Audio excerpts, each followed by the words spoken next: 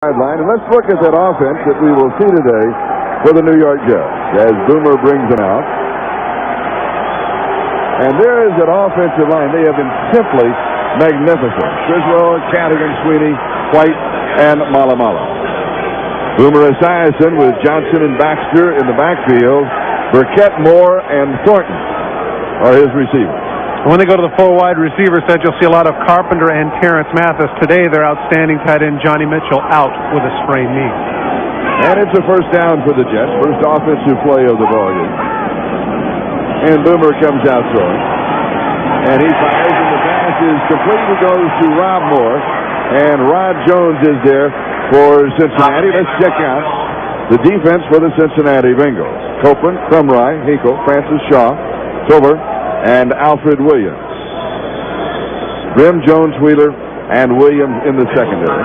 When they go to their nickel package, take a look at Sheldon White as the fifth defensive back. The change will come out for the measurement as the Jets may have picked up a first down on their first offensive play from scrimmage here at Giant Stadium this afternoon. You know, you mentioned the fact that early on, Charlie, the whole Super Bowl hoopla and all of that. David Shula wasn't really appreciative of all of that. He said kind of like a college game that this was a homecoming for them because the logic would have dictated that they would do this against the Colts 2 weeks from now since that was the team that they had beaten in Super Bowl III. And so he felt like that was something he wanted to address to his team in terms of motivation. But as you were mentioning earlier in the pregame show that when you're 0-9, you look for motivation in all places, and he may have found some. And there is Bruce Cossett, had a nice visit with him yesterday. He is pleased the way his ball club is playing. And when we talked about the schedule, and we'll be discussing that in the ballgame, it's not the soft underbelly, but I mean he's coming into a situation with teams that he will be favored to win. He didn't want to discuss it. He wanted to talk only about this ballgame. And in reality, the coaches would say of one game at a time, as Brad Baxter will pick up the first down as he goes to the 29-yard line.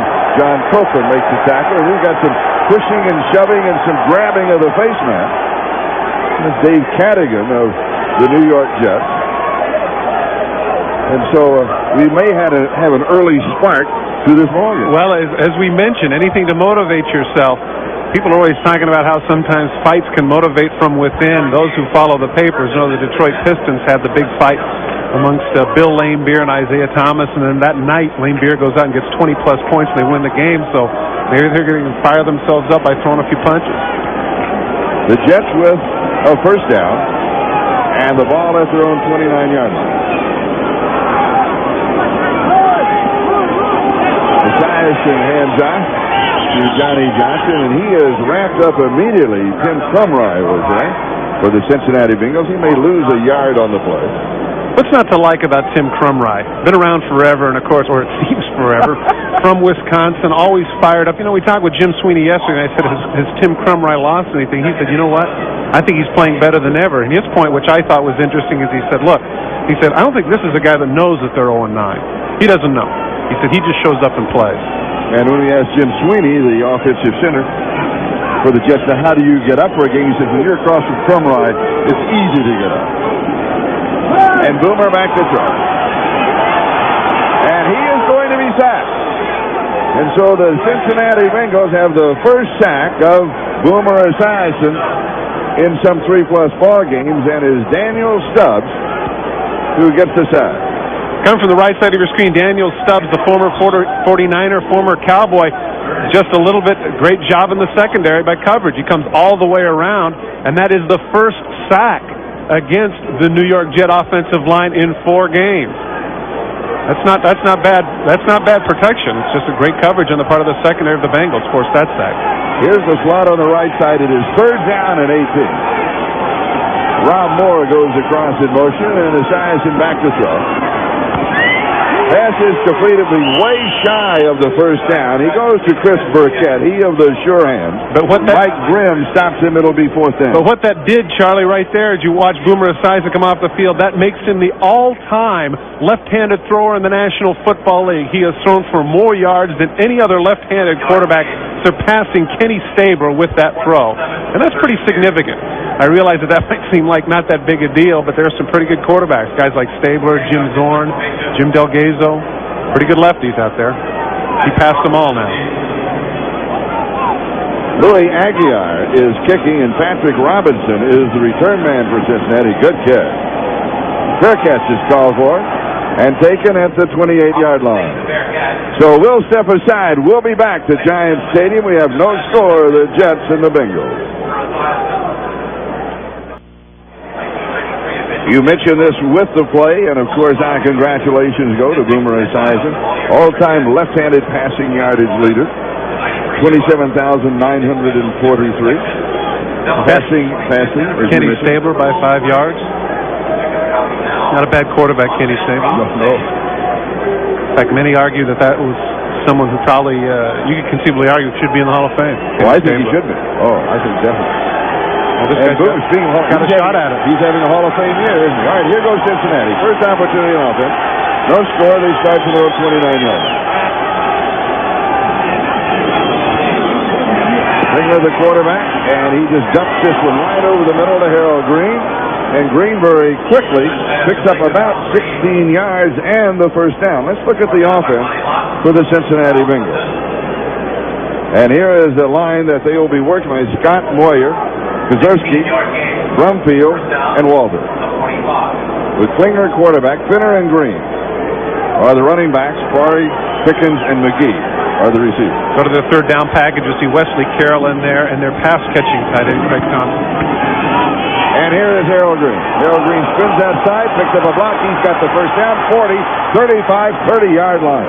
Two big plays for the Cincinnati Bengals. Now, I dare say that the ramifications of last week's comment by Harold Green to David Shula have no repercussions whatsoever. Remember last week, Harold Green was the one that said David Shula was the worst coach in Bengals history. They had a private meeting. Look at that. Just runs over and around Ronnie Lott, one of the all-time great tacklers. And Harold Green showing no ill effects of the resentment harbored between himself and Shula last week. And a gain of 25 yards on the play. First down, back-to-back first down. Here is Green. He slides through. He's going to have about 8 yards before Mo Lewis makes the tackle. Spotted at the 22-yard line. It's going to be second down and a couple defensively for the New York Jets. Washington, Mercereau, Marshall, Lagerman, Houston, Clifton, and Lewis. That's the front seven. Thomas, Turner, Washington, and Lott in the secondary. And, of course, when we go to the nickel, Marcus Turner will come in.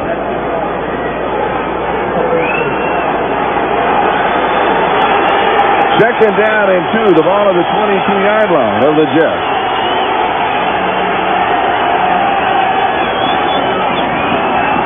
And here is Green. He is down at the 20-yard line. Let's see where he gets the spot. It will be close to the first down. And what you look for, of course, the way the offense of the Cincinnati Bengals is operating as Bobby Houston makes the tackle, is that we're going to go with some play-action fakes, as effective as Harold Green has been, and then David Klinger will be throwing. Well, it seemed like every Jet player and coach we talked to said there's just no way that we're going to look past these guys, even though they're 0-9, but certainly early on it appears that they're assuming that Cincinnati's going to come and lay down. Third down and a foot, and you're seeing here the age-old be aware of those that are not winning. We'll step aside. The NFL on NBC is brought to you by Bud Light. If you want great taste that won't fill you up and never let you down, make it a Bud Light. By ITT. When it comes to building businesses, at ITT we're adding more than just our name. By Pizza Hut, who reminds you that anytime's a great time to stop and smell the pizza. And by Norelco Speed Razor, close and comfortable to go. Yesterday, Notre Dame Stadium, the Irish were flat. Boston College played a great game. Big upset. Same situation here. The Jets flat here in the first quarter. Bengals strong in their opening drive. This is third down and short. They need a foot. And they got it. And that is Eric Ball. And it took him a long time as the Jet defenders were stringing him out, and finally Brian Washington makes a stop at the 19. It is a first down. Let's give a lot of credit to the left side of the offensive line. I normally don't like this call because when you come to the outside, you give the defense a chance to pursue and tackle for a loss. There you can see Clifton, if he's able to hold on just a little bit tighter, he might pull him down for a loss. Instead, Washington has to come up and make the tackle, and as a result, Cincinnati has their first down. 19-yard line of the Jets' opening drive, no score. Harold Green is the tailback. Slinger to throw, a little swing to Green, cuts back inside. Oh, he's got a couple of nifty moves to the 16.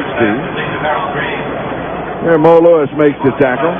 Coming into this game, the offense of the Cincinnati Bengals was anything but titanic. You see by the numbers there in the conference, last in both rushing and scoring, and of course 14 teams in the conference, 13th in passing. Nothing to brag about, but you couldn't indicate that by this particular series that they've had thus far. They've been going through the Jets at a pretty good clip. And Cincinnati now goes with three wide receivers. Derek Finner is in the slot on the left side, and Harold Green is the remaining back. Finner is moving people around. Now the crowd becomes a factor. Just got it off. And the pass is complete right side, about a yard shy of the first down to Jeff Quarry. Marcus Turner with the tackle. He'll pick up 6. He needed 7. It's going to be 3rd down and 1.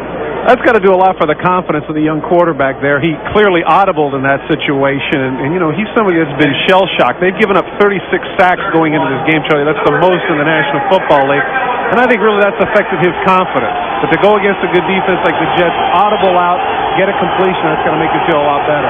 3rd down and short. Same offensive set. 3 tight ends, Ball and Finner for the running back.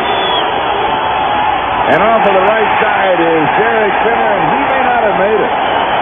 Mo Lewis led the defense for New York. He needed a full yard, and he just chipped away part of it.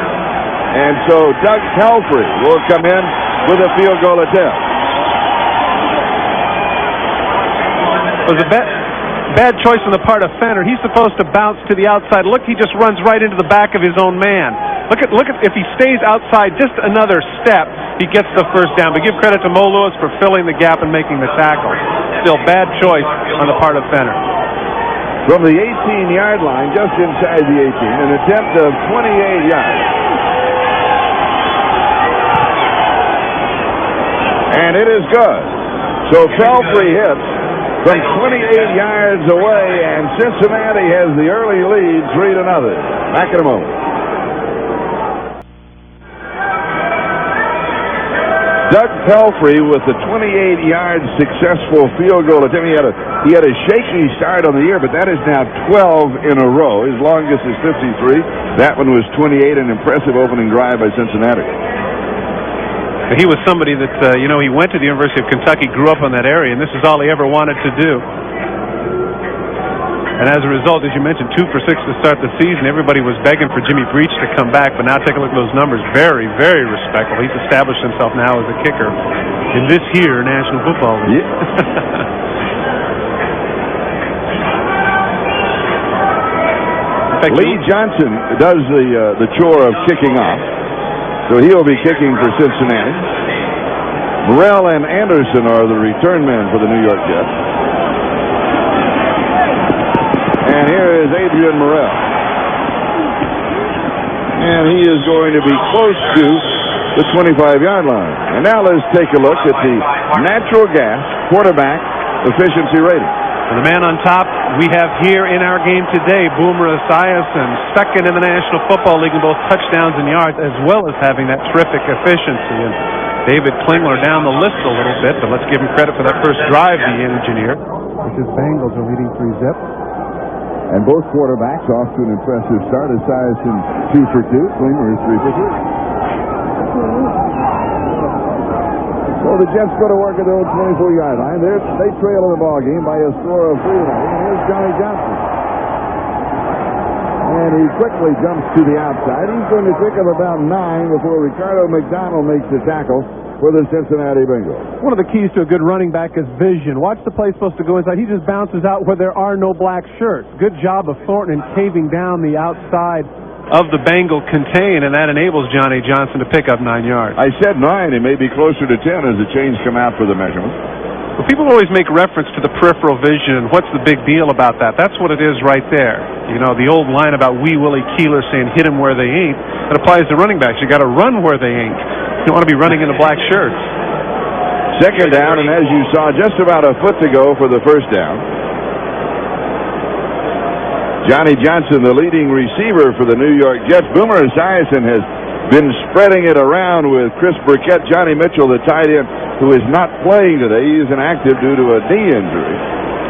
And Rob Moore, along with Johnny Johnson. Burkett coming into the ballgame with 26 receptions. Johnny Mitchell coming in with 29, but not playing, as I mentioned. Rob Moore has 37. Johnny Johnson, 39. It's pretty impressive. You have 4 guys with 25 or more catches. That really puts a lot of pressure on the defense because there's no one guy you can key on. Second down and short.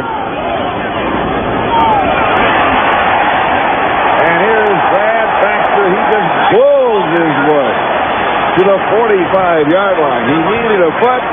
He got 11 yards. Mike Grimm finally stopped him. Interesting, yesterday when I asked Bruce Coslet, I said, can you compare this offensive team to the team of Cincinnati? And he goes down the list and he compared Brad Baxter to Ickey Woods. And he actually said this about Brad Baxter. He said, you got to know this about Baxter. He is one tough SOB. First down, Jets at their own 45-yard line. They trail in the ballgame. Cincinnati out in front 3-0, courtesy of the 28-yard field goal on the opening drive by Doug Pelton. And here is Johnny Johnson trying to slide to the outside, but George Hinkle simply sliding with him, and he brought him down. Problem with the Cincinnati Bengals this year has been their rush defense, last in the National Football League, giving up more than 150 yards a game. And I asked Bruce Coslet yesterday, I said, will there be more emphasis on the run tomorrow? And he said, no, we always want to establish the run. And I looked at him like, come on, who are you talking to? What's that about? No, that's in coachee. Yeah, that's very definite coach speak. And then when I mentioned that thing about being 28th, he said, well, we could run the ball a little more, yeah. No kidding. Every coach wants to establish the run. And here is Boomer Esiason in the throw. Good protection. Goes in. Oh, a little drop by Rob Moore. Blown coverage. Mike Grimm was the closest defender, but it may not have been his mistake, but Rob Moore was all alone. No, it's Grimm all right. He just fools him on the corner move. Look at that. He turns him completely around, and I know, tough catch there. Rob Moore wanted to catch the ball and keep his feet. If he slides, goes for the dive, it's a sure catch. I'm sure Moore wants that time back. So it is third down and 9. The ball just outside the 45-yard line of the New York Jets.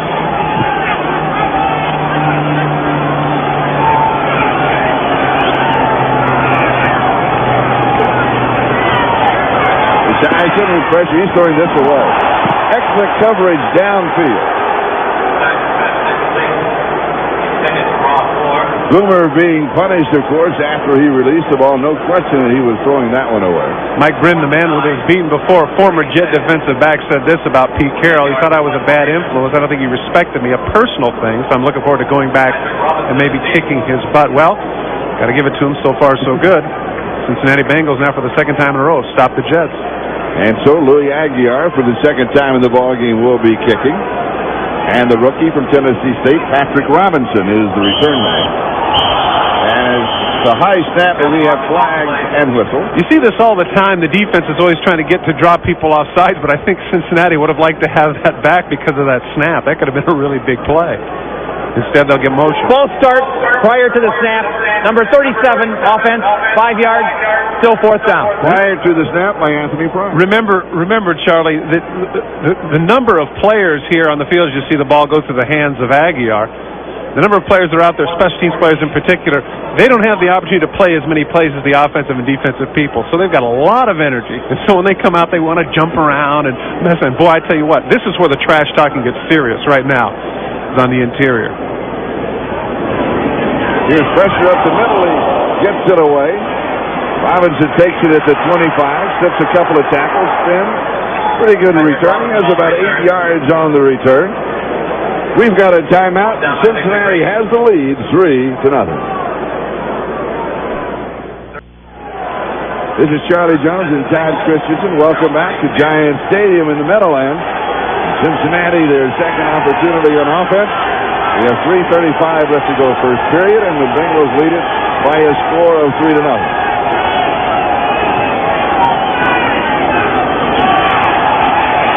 Harold Green gets the call. This time he is tripped up in the backfield. His momentum brings him forward as Bobby Houston makes the stop. He's going to pick up a yard.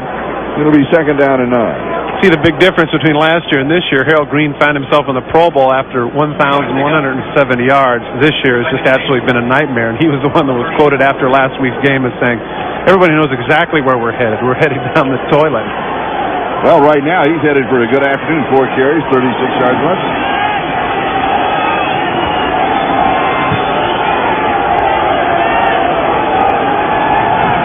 Klingler to throw. And it is pulled in a great catch by Carl Pickett. It looked for a moment under pressure that Klingler was trying to throw it away. It really did. And Pickens was there. Hasty had the coverage on it. 6'2", 205 pounds. This is the man they count on for the big play. Actually got off to a bad start. Little corner route by Hasty. Right there you see, oh, that's too far, but that's the advantage of being 6'2" with a 35-plus inch vertical leap. Makes a nice catch before going out of bounds at the 45. New York 45, first down for Cincinnati. Klingler now is 4 for 4 for 46 yards. And here is Harold Green. And he'll be wrapped up for a loss. Led by Bobby Houston and Leonard Marshall. In reality, the first time in the ballgame the Jet defensive line has made a statement. Misdirection play. This is the counter tray, but unfortunately, when he sees all those shirts in front of him, right about here, here's the counter coming across. The Jets smell it right there. Just cut inside. Fall into Leonard Marshall. Don't go backwards, because now instead of having a 1 or 2 yard loss, it's a 5-yard loss. Puts your team up 2nd and 15. At the 50-yard line. A minute 50 and counting time remaining. We're in the first quarter. Cincinnati, a little swing pass right side. Here's Harold Green. Nice move. Ooh, excellent move to the 41-yard line. He's going to pick up about 9 yards on the play. It'll be 3rd down. That's what Bobby Houston gets for celebrating so early. He's in on the tackle before. He's jumping up and down, waving his arms. Then he gets in the open field against Harold Green, and he looks foolish. Green just left him there. Patrick Robinson comes in, the wide receiver, also the return man, and Harold Green comes out. So on 3rd down and 6. This, in reality, is a passing formation. Derek Ball is the remaining back. He's there to block. 4 wide receivers in the set for Cincinnati. Good block by Ball. He's running for it, and the flag is down. And as he goes, Klingler goes sliding by the 35 and out of bounds to the 34. He has the first down, providing the play hold. But the flag back at the 49-yard line usually means offensive hold.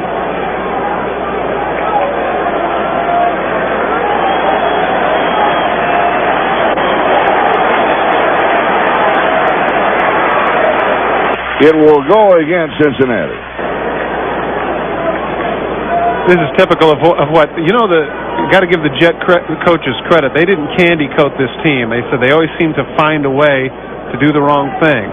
And here it is, crucial penalty. Shot block. Number 44, offense, 15 yards from line of scrimmage. Repeat 3rd down. On Derek Finner, I think I said Ball was remaining back. It was Finner. I thought he laid a good block. Let's take a look at it if we have it. Well, the whole idea here is whether or not the guy is enjoying. Take a look at the right side of your screen. Watch number 44. Mo Lewis is in on the blitz. Now look, the chop block right there. What's he talking about? No. What is he talking about? That's terrible. Oh, that's atrocious. That's an excellent block. That is. An excellent block. He's not enjoying with anybody. There's no. That's terrible. That is. That's a bad break for Cincinnati. Because it would have been a first down. Now it's 3rd and 21. What was he looking at? Nobody was holding him up. This one has just jumped off and then dropped by Finner. It'll be an incomplete pass. I think you have a feeling, though. I mean, it was a terrible call by the official, but what Cincinnati's doing is so fragile. that they can't have anything go wrong. And if it goes wrong, like a house of cards, it'll all start to fall apart again. Well, and it really shouldn't, because they're playing well. They say that when you're playing well, you make your own luck, and when you're 0-9, you get unlucky. That's a classic case of that. First down on the 35-yard line. Now they gave him a field position. That literally cost him about 25 yards. And here is the kick. Mathis takes it on the hop at the 6 and fumbles it out of bounds. The Jets will have possession. We have 18 seconds left to go in the first quarter, and let's look forward to Thanksgiving. NFL Live will be a part of your holiday, and the fearsome foursome, they're going to be there. Jim Lampley, Mike Ditka, O.J. Simpson, Will McDonough. They'll be sharing a great ball game. Michael Irvin and the Dallas Cowboys, and of course Don Shula and the Miami Dolphins. It's Miami and Dallas on Thanksgiving Day at 3:30 Eastern Time. So be sure to include that. On the receiving team, number 99, during the run, will go half the distance from the end of the run, first down. So include that game as part of your Thanksgiving festivities. You realize those are the two teams that have been to the Super Bowl the most? Both Miami and Dallas have been to 6 Super Bowls apiece? I hadn't realized that. I did not know that. Got a piece of the jersey there. Could be a movie. James Francis. Jersey, sure. Yeah. Like that. Yeah, I kind of did. Fistful of jersey, okay. All right, New York, they've been sputtering on offense. They start to the 6-yard line. Or here in the Meadowlands, Fistful of New Jersey. Boomer throws, a little swing, far side passes complete to James Thornton. He is going to go out. James Francis for Cincinnati is there. 11 seconds left to go in the first period. James Thornton was the one known as Robo tight end with the Chicago Bears, but he fell out of favor with Mike Ditka and ended up coming over to the Jets. Take a look at the arms on number 80. As we like to say in the locker room, that's a decent pair of yokes. Gain of 6, second down and 4. Now playing back up to Johnny Mitchell, who has Pro Bowl written all over him, I think, as a tight end here for the Jets. Oh, he's having a great year. Having a great year. At the end of the first quarter, we take the countdown. That is the end of the first quarter with the score, Cincinnati 3 and the Jets nothing.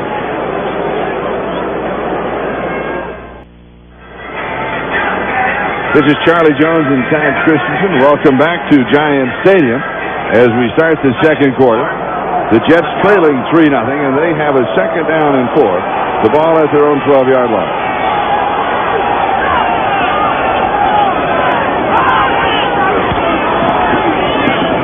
Brad Baxter is the ball carrier. And he's going to go to just about the 15. It'll be third down and short as we go to New York City for an update.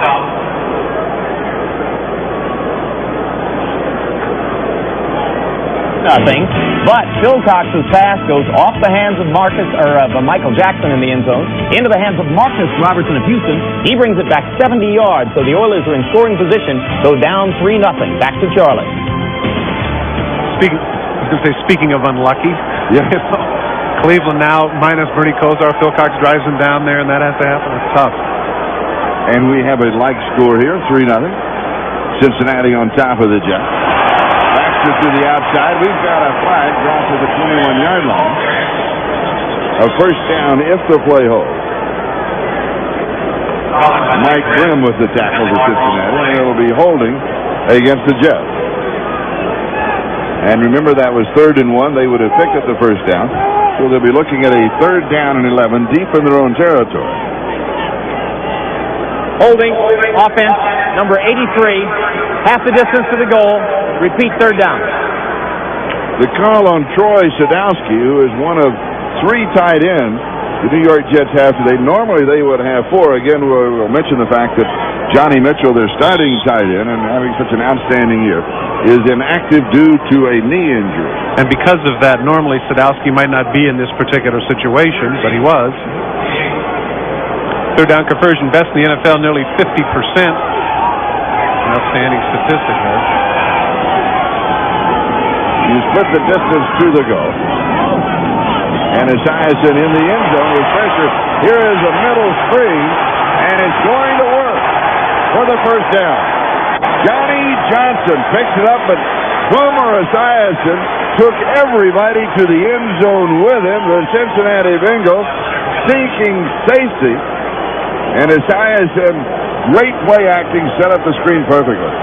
Maybe the best in the National Football League at this. Right at the last minute, he gets it off, enabling Johnson and the blockers to set up. Johnson cuts between. That's a great call near your own end zone because the defensive backs have to cover so much. There's about 90 yards behind them, and inevitably they want it. The first thing they're going to do is backpedal. Screen pass is a great call near your own end zone. A gain of 12 yards, first down, 20-yard line, a quick pass. There was a misread outside. You know what it was? What's Baxter doing out there? Well, that's just the point, is that Boomer sent him out there, and nobody went out with him. And he thought that Baxter... Now, he knows right there's nobody there. He says, look, Brad, look. He says, look, I'm just going to throw you the ball. Oh, come on, what's wrong with you, man? There's nobody on you. Just turn around and look. I watched Dan Faust do that a number of times against us when I was with the Los Angeles Raiders. He sent somebody, look, there's nobody there. There's nobody there. Come on, just look, man. He just turned around and looked, and he didn't look soon enough, even though the ball was a little overthrown. Boomer now, 4 of 7, 38 yards. And it's second down and 10. Rob Moore going in motion.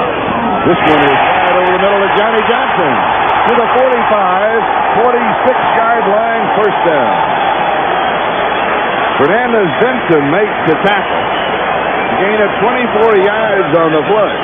Tough assignment for rookie inside backer. Look at number 51. He has Johnny Johnson in man coverage, and that's a lot to ask. Johnny Johnson with a good shake and bake gets right through Tovar, runs through a couple of bad tackles on the part of the Bengals before he's taken down at the 45-yard line. It's his 41st catch of the year, and this is the same sort of thing that he used to do in Phoenix, but he fell out of disfavor with Joe Bugle. What a tremendous pickup by the Jets.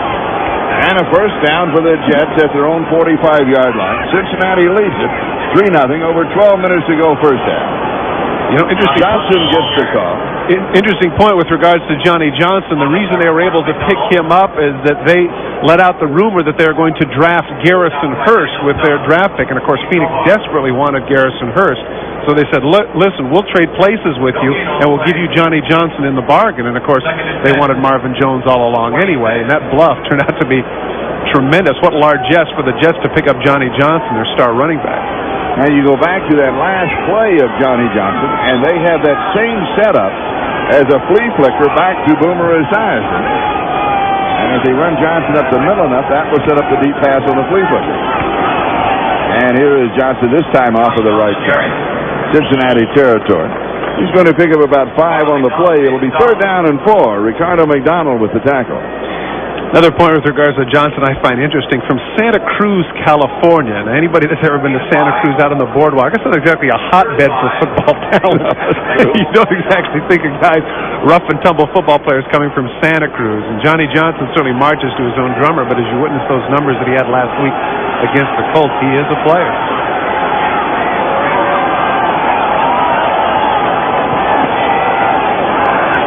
Rob Moore, the motion man.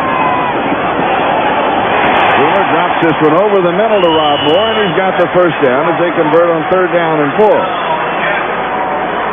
So twice in this drive, the Jets have converted on third down. Take a look at how this is almost on a string. Look how Boomer aims this ball.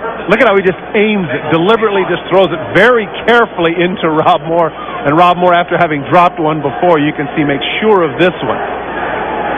First down, New York Jets. The ball at the Cincinnati 41-yard line. We're in the second quarter, just over 10 minutes to go. And Cincinnati, with the field goal by Doug Pelfrey from 28 yards away, is in front by a score of 3-0. Here's a little play action fake. Going deep man coverage, and it's going to be incomplete. Mike Grimm and Rob Moore, and Grimm just pinned him against the sideline and wouldn't let him come back. Did you see the little bit of a strut he gave there for the Jets on the sidelines? You read the quote earlier with regards to how he didn't get along with Pete Carroll. This is great coverage, and you mentioned backs him up, doesn't give him any chance to catch the ball. That's what a veteran cornerback does. As soon as he turns around and looks for the ball, he can back up into the guy and subtly get him out of the way. Good job by Brim. And it's second down and 10, back at the 41-yard line.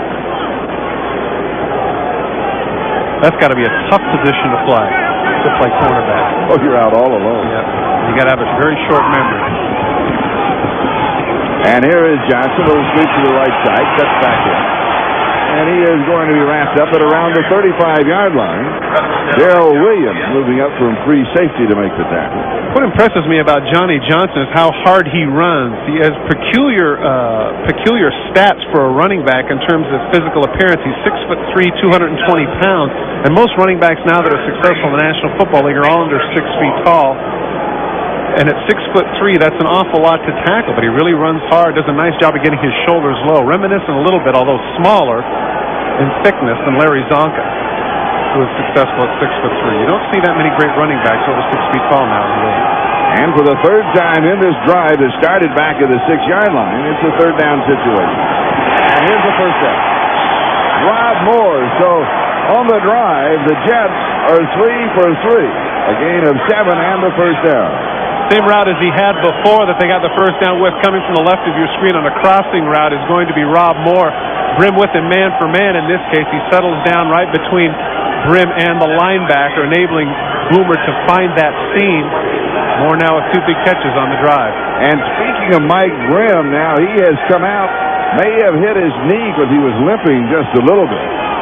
The ball at the 27-yard line of Cincinnati. First down, Jets. The Jets again started this drive at their own 6-yard line. And here's Brad Baxter. And he's going to go to the 22. He's going to have about 5 yards on the play. Ty Parton, the rookie from Arizona, taken in the 3rd round of the draft, makes his stop for Cincinnati. That shows that the offensive line is doing a good job of moving people off the ball. When you can cut back like that as slowly as Baxter did and still get 5 yards, that means the defensive linemen are getting knocked off the ball when you can pick your hole like that. I'm still trying to figure out, how did Baxter get out all alone on that play on the right side and nobody saw him? The play was ineffective because he hadn't looked back. But what was he doing out there? I was going to say, Johnny Johnson is their pass catcher, and I guess they figured that if Baxter goes out there, hey, there's no way they're going to throw him the ball, so why bother covering him? I thought maybe they figured he was going out the right side. He was leaving the ball game. This is the 13th play of this drive. There's Mike Brim on the sideline standing up. It doesn't appear to be anything too serious. Second down and 4. And Johnson is amazing. That's what he is. I thought that the defense was going to slide him all the way to the sideline. Or was that Morrell? No, that was Adrian Morrell, the rookie from West Virginia. Speaking of West Virginia. Oh, boy, what a football team they have this year. They're undefeated. So what are the chances of them climbing into number 1 or number 2? Oh, they're going to be up amongst everybody. Yeah. Well, and they have that one left against Boston College. That's going to be a great ball game. Sure is. So spot the ball at the 19-yard line. It's a gain of a couple. It's 3rd down and 2. Long drive, using up a lot of time on the clock, and this is the 4th time in the drive that the Jets have faced a 3rd down situation. And Brad Baxter, and he may not make it this time. They needed a couple. James Francis with the tackle. Now, do you go for it, or do you kick the field goal and tie it up? I was watching in warm-ups, and Kerry Blanchard struggled a little bit. You see on the sidelines, and I think that's something that Kozlov saw too. So they are going to go for it here. 4th down and 1. And the ball just outside the 17-yard line. Well, Boomer's going to have to hurry because the clock is now down to 7 seconds. But he might want to consider taking a timeout here instead of hurrying the 4th down play. A little quarterback sneak. He took the snap with a second to go on the play clock. And here's the difference of how long you've been in the league. If David Klingler does the same thing, you say to yourself, oh, no, don't do it. Boomer Esiason does it after 10-plus years in the league. Great play, Boomer, great play. And he picked up the first down. Mike Brim is back in the ballgame for Cincinnati. So on the drive, the Jets have converted on 3 third-down opportunities and on 1 fourth down. And the ball at the 16-yard line. Little play action. Tight end fell down. Tight end fell down. Drop. That is Fred Baxter, the rookie from Auburn. He was all alone. Absolutely awful. This is a play that they'd used earlier in the season to Johnny Mitchell. Baxter, actually, watch the right of your screen. Watch number 84. He's going to fall down. Looks like he's down. He's going to let all the garbage go to the... Then he cuts to the left. He's wide open. He's got to make this catch. This is awful. Just awful. Especially when you're a tight end like this that doesn't get those opportunities. Great job of acting and getting wide open, but man, that's why you have those Pacified gloves, partner. You got to catch it. And again, the Jets missing Johnny Mitchell, their starting tight end, who would have been in that position. And it's second down and 10. And here is the blitz is picked up. Pass is fired underneath to Rob Moore. And Rob is horse-collared at the 10-yard line by Mike Grimm, who's back in the ballgame, as we mentioned. A gain of 6 on the play. And guess what? It's third down again. Third down and 4. Well, that graphic that we showed earlier in the drive about third down conversion is certainly going to go up now. Oh, yeah. Look at what they've done in the red zone. That, too, is tops in the National Football League. Only 3 times have they failed to score. 2 of them were on downs. And the other, for you Jet fans, you know very well what that was, is against Philadelphia when he threw the interception that Eric Allen ran back 94 yards for a touchdown. And we're moving on the 5-minute mark, time remaining in the second quarter. Boomer throws. This one is shot 5-yard line. Rob Moore will be first down and goal to go. As he went up, Rod Jones pulled him down at the 5. Is it just me, Charlie, or is it turned into the Rob Moore show here on third down, and it's a crossing route? Instead, this time, left to right, you'll see 85 flash across your picture. Esiason throws it a little bit high, but Rob Moore, at 6'3", extends himself. Let me tell you from personal experience, that's a tough catch when you're running as fast as this, and it's thrown behind your head, and he has to reach up and catch it. Great catch by Moore. On the drive, 4 times the Jets have converted on third down and once on fourth down. First down and goal to go at the 5. And straight at the middle is Brad Baxter with the touchdown.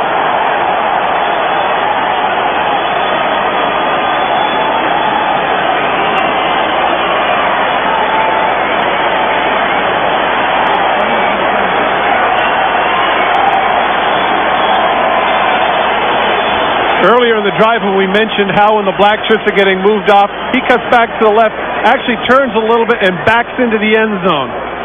Poor job of tackling in the secondary, and that shows that the offensive line of the Jets is really establishing themselves as being dominant. And here is Blanchard with the extra point attempt, and it is good. 94 yards on the drive. 19 plays. It took more than 11 minutes. As we come back, the New York Jets with the lead for the first time in the ballgame, 7-3 over Cincinnati. And they've scored 19 plays. Do you remember the last time you ever had to drive those 19 plays? No, that's usually 3 days. Yeah, it really is. And 11 minutes. Once again, that's a compliment to those offensive linemen, keeping Boomer upright and opening the holes for both Baxter and Johnson during that drive. And once again, 4 times on third down they converted, and once on fourth down. Inevitably, a defensive coordinator, that's what he likes to see, is he says, we challenge a team to do that. There's just no way they can take it the distance, but in that case, that's exactly what they did. And Louis Aguiar will be kicking off for the Jets.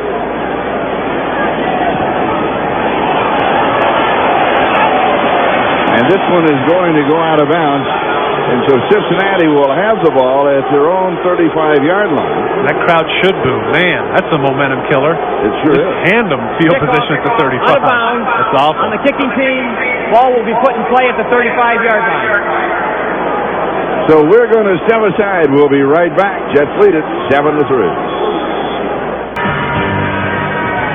4 minutes and 9 seconds. That is the time remaining in the first half. The Jets out in front by a score of 7-3. Cincinnati with a first down at their own 35-yard line, and David Klingler has completed 5 of 6 for 55 yards.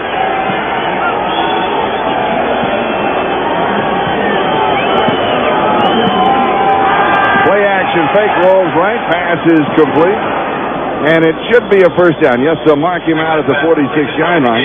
That is the rookie from Michigan, Tony McGee, on the receiving end. He is going to pick up 11 yards on the play.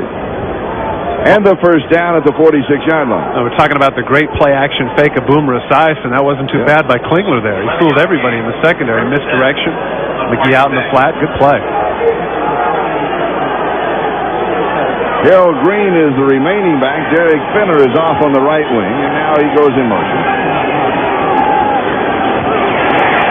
And Green is He's wrapped up at the line of scrimmage, but he's going to fall forward for a couple of yards on the play. Marvin Washington makes the tackle. Tuesday night here on NBC, the John Larroquette Show. Have you seen that show? It is hysterical. It is really good. I've got to visit that bus station. Second and 8. And Broadway Joe, who you'll see at halftime here, Joe Namath, joins the fun in the all-new hilarious episode of the John Larroquette Show. So I understand that Joe is going to help him out in his approach with the feminine side of the equation. And Larroquette will probably strike out like the old. Pass is incomplete. Great pressure put on by the Jets as Bobby Houston was right in the face of David Klingler. Absolutely untouched, number 55. Klingler, watch the top of your screen. Here comes number 55. Nobody gets him. Thankfully for Klingler, he gets it off just at the last minute and he pays for it. 3rd down and 8 at the 48-yard line. You know what Bobby Houston is saying, the crowd has been very quiet. Cincinnati in their opening drive when they got the field goal took the crowd out of the ballgame, but still, even in the drive of the Jets, the crowd was there, but it's not made his presence felt or heard. 3rd down and long. Here's the blitz, and he is hit. It is incomplete. And so now the Jets starting to put pressure on David Klingler of Cincinnati. It'll be 4th down, and the Bengals will be kicking it away. Mentioned earlier, the offensive line for Cincinnati has given up 36 sacks. That's the worst in the National Football League. The pocket breaks down, and there from the backside, Mo Lewis just gets a piece of Klingler's elbow, and of course that negates any kind of completion. And remember what Mo told us yesterday. He said, "No, I don't rush on every play." What he was saying, I'd like to rush on every play. He said, I don't rush on every play. But he did there, and he was very effective. Here is the kick. Almost blocked. It'll sail to the end zone. Woo! That was nailed by Lee Johnson. 52 yards on the kick. They'll bring it out to the 20. We'll be back. The New York Jets, the silver anniversary of Super Bowl III. That's a throwback. These are the throwback jackets of NFL properties. And I'm a throwback announcer. Did you want me to disagree with that? No. Okay, good. That's very nice of the people from NFL Properties to bring these up for me. And, of course, I get one from the Raiders, which is okay. Yeah. A little nostalgic. It is. It is a nostalgic day. And in case you weren't here at the beginning of the telecast, you mention again that the Jets are wearing replicas of the uniforms that they wore in Super Bowl III, the only difference being the helmet. And New York with the lead 7-3. Here's the sweep to the right side. Johnny Johnson. Nice inside-out move, and he's going to pick up the first down.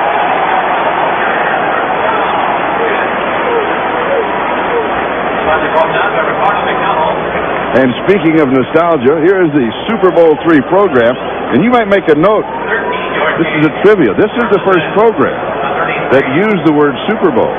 The Super Bowl I and Super Bowl II was the American Football League National Football League Championship game, the longest title in history of any professional sporting event. Now, was Lamar Hunt the one that came up with the name Super Bowl? His daughter. They had a super ball that they bounced that had been bounced exceptionally high and came from Super Bowl to Super Bowl. Here's a little swing to the near side. And that's to Johnny Johnson, and James Francis makes the tackle. These are nice jackets. And they're warm. And the 2-minute warning is upon us. So we will step aside once again. The Jets leading 7-3. We're kind of peering into the tunnel, as you can see in the background. The reunion of Super Bowl III, and the ball players are there, and the scores and highlights. To lead off the halftime, of course, Jim Lampley and Mike Ditka, as always, with our Domino Pizza NFL Live halftime report. And then we'll be coming back here to Giant Stadium with our live coverage of our Super Bowl III reunion.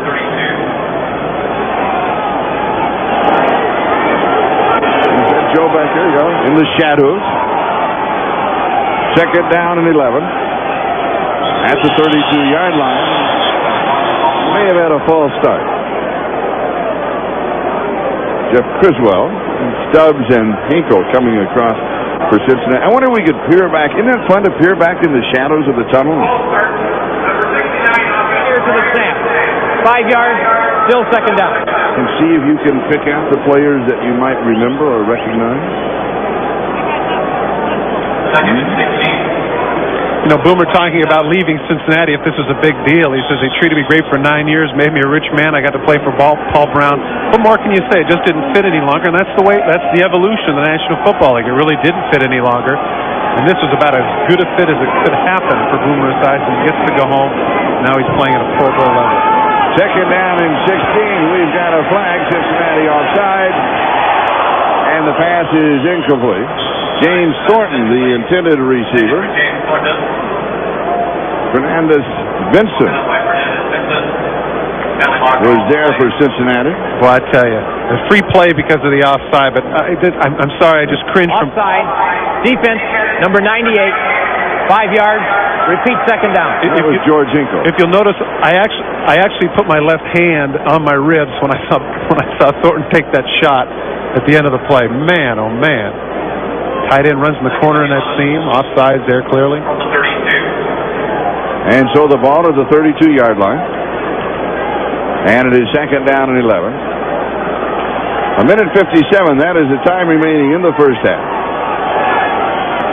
And the first half has been moving right along, courtesy of the more than 11-minute touchdown drive. Here's the blitz by the New York Jets, passing underneath to Johnny Johnson.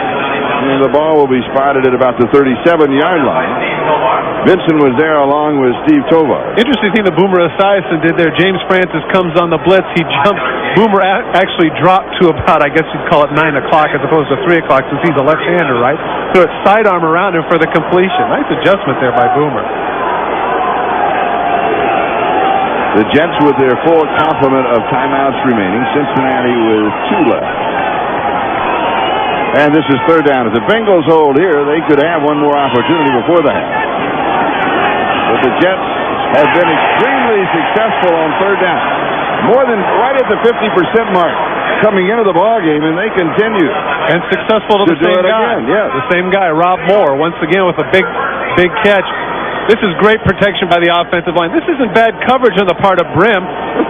Look at that. He pushes him off. Catches it. First down when we get back.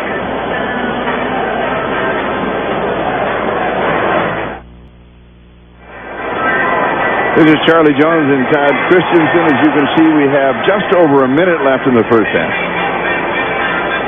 Timeouts remaining 2 apiece. And the Jets continue to be successful in third down opportunities. Now, they're 5 of 8, but their first couple that they were just kind of fiddling around when they were very flat early in the ballgame, and then they missed on one third down conversion but picked it up on fourth down. But still, they are above 50%. Say 4 of 5 on that last drive. Little touch pass downfield. Johnny Johnson. He's to the 20, 15, 10, 5-yard line.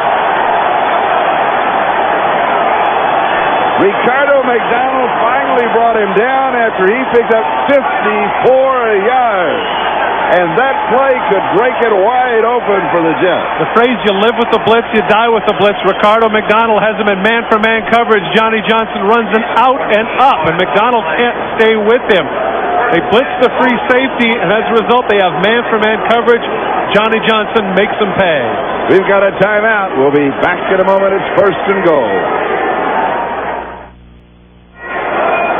And as we promised, we would peer into the tunnel. Of course, number 12, everybody knows that's Joe Namath. Jim Turner was there with him just a moment ago. John Dockery, now an outstanding broadcaster for NBC, working the sidelines for the Notre Dame games. He is there. Maybe we'll get a chance to go down to him during our halftime coverage, and he can talk to some of the Jets. That's what we're hoping, but we're just going to kind of wing it at halftime, so stay with us. This is going to be a lot of fun. First down and goal to go. Touchdown, New York Jets, Johnny Johnson.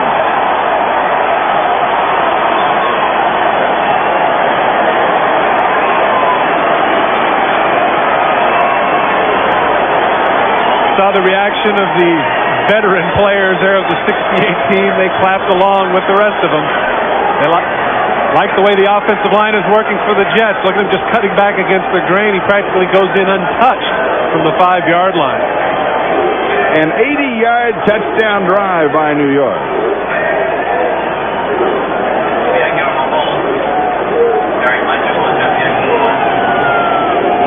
Blanchard to attempt the point after. And it is good. And we've got a flag. 57 seconds. That is the time remaining in the first half. It is holding against the Jets. Holding, 83 offense, 10 yards, repeat the extra point. That's on Troy Sadowski. Second holding penalty on Sadowski. What happens is that he's the wing back, and inevitably when you've got the guy that comes in to dive for the extra point, he's got two guys, and what he does is he holds out his left arm and he hooks the one. That's been called a lot this year, I've noticed. And so now the extra point by the Jets becomes in reality a pretty good field goal attempt. You watch Sadowski, there'll be two black shirts over him to the right of your screen. They're going to try and block left, and he has to block two guys. And so what happens is he throws out that arm, and that's what the official saw. 29-yard extra point attempt, and it is good.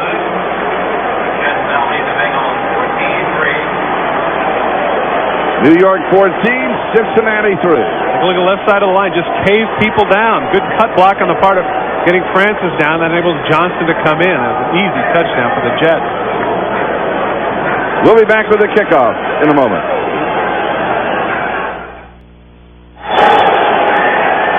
Welcome back to Giant Stadium. A reminder on halftime, we're going to be going away to the studio for the Domino's halftime report. Jim Lampley and Mike Ditka scores and highlights everything else that's going on today. Then we'll come back here for our live coverage of the Jets Super Bowl III reunion. So this is a halftime really you don't want to miss. It's going to be a lot of fun. Willie Aguiar will be kicking off. Either Patrick Robinson or Eric Ball for Cincinnati. Jets are up 14-3. A 94-yard touchdown drive and an 80-yard touchdown drive by New York. This is a squib kick just to take some time off of the clock and to take away a possibility of a big return. You were saying? Patrick Robinson tried to turn the table and make a big return. I've never understood that. I've never understood that at the end of the first half. Why do you squib kick? I think the reason in that case is because Aguiar kicked that out of bounds last time. Maybe they didn't want to take that chance, but instead you squib kick and up back catches it. All he has to do is return it 10 or 15 yards, 35-yard field position, and really now they only have to go about 30 yards to get in field goal position. I don't get that. All right, Cincinnati starts from their own 35-yard line, first down. And they start with 50 seconds, 5-0. That is the time remaining in the second quarter. Cincinnati has two timeouts. They can get something going. Winger from the shotgun. He comes to the near side to Robinson. He's going to have about 4 yards on the play. Kyle Clifton makes the tackle. Clock moving, 37 and counting. And Cincinnati not in any big hurry. I'm surprised which they moving should along. be. Yes, they should be moving a little bit quicker. Trying to get everybody set up has cost them about 10 seconds. Now they're down to 20 seconds. Pass to the sideline in Alabama will stop the clock. That's the tight end Tony McGee who pulled it in. Ronnie Lott hit him just as he made the reception. The mark it at the 44. It's going to be third down and 1 with 18 seconds left to go. In the first half, here's Dave Sheila. Well, because it's only 18 seconds, he's not going to have the luxury of just running for the first down unless they want to use one of their timeouts here. Otherwise, if they do that, it'll take 3-4 seconds off the clock, and then they might have to end up throwing it into the end zone. Regardless, after this play, if they get the first down, they're going to have to use the timeout. And here is the first down on the completion to Robinson, and now they'll take the timeout to stop the clock, and Cincinnati will have one timeout remaining with 13 seconds remaining. James Hasty was there with the coverage for the New York Jets. James Hasty, number 40, is wearing kind of, he has a broken left cheekbone that he suffered a couple of weeks ago, and Hasty is wearing a protective device on his helmet, and that is not a device to protect him, but rather to keep his face mask from collapsing back in on his face. That is James Hasty of the New York Jets wearing number 40. There he is. And there you can see it on the that side. black little piece. Yeah. Both sides. And the ball at the New York 45-yard line. Yeah, you know, when he had that happen, a little hole in the side of his face, he went back in the ball game. And then last week he had stitches, and he came out. First thing he did is he stuck his head in, made a tackle, said, "Let's stretch the stitches. Oh, it didn't hurt that much." Coaches love to hear that. Oh yeah, They love to hear that. They said maybe plastic surgery after the season's over. Okay. 45-yard line, first down. 13 seconds left in the second quarter. Drop. Tony McGee. That's a hard catch. It's a hard catch, but very catchable. Mo Lewis is over him in coverage. He comes with a blitz, and Klingler sees it and gets him the ball right away. McGee's got to be ready for that.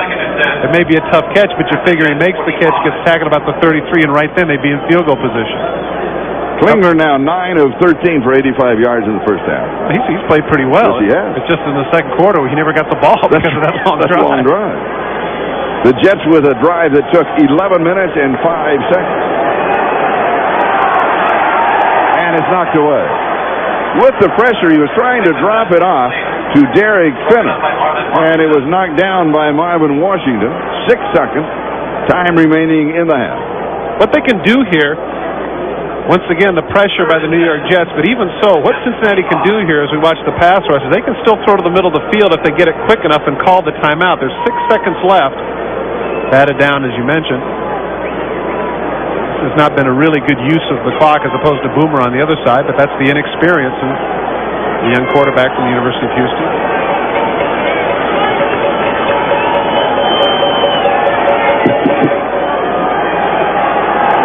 Finger can't waste a lot of time. He's going to go deep and try and pick it up, and it's thrown up an interception.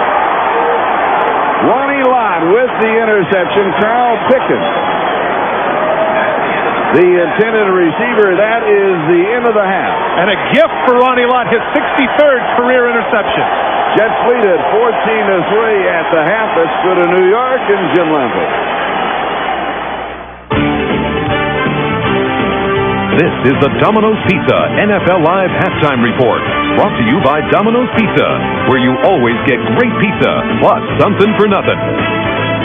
Hello again. We welcome those of you who've been watching those long driving Jets as they're at home against the Cincinnati Bengals. Let's quickly get up to date on other scores from around the National Football League, starting in Cleveland, where the Browns got the early jump on the Oilers, but the Oilers now lead 14-3. Cleveland fans missing Bernie Kosar to show their support. The stands filled with Kosar masks and cowboy jerseys. Kosar's replacement, Todd Philcox, struggled early. Here the pass slips out of his hands into the ground as he slips on the turf.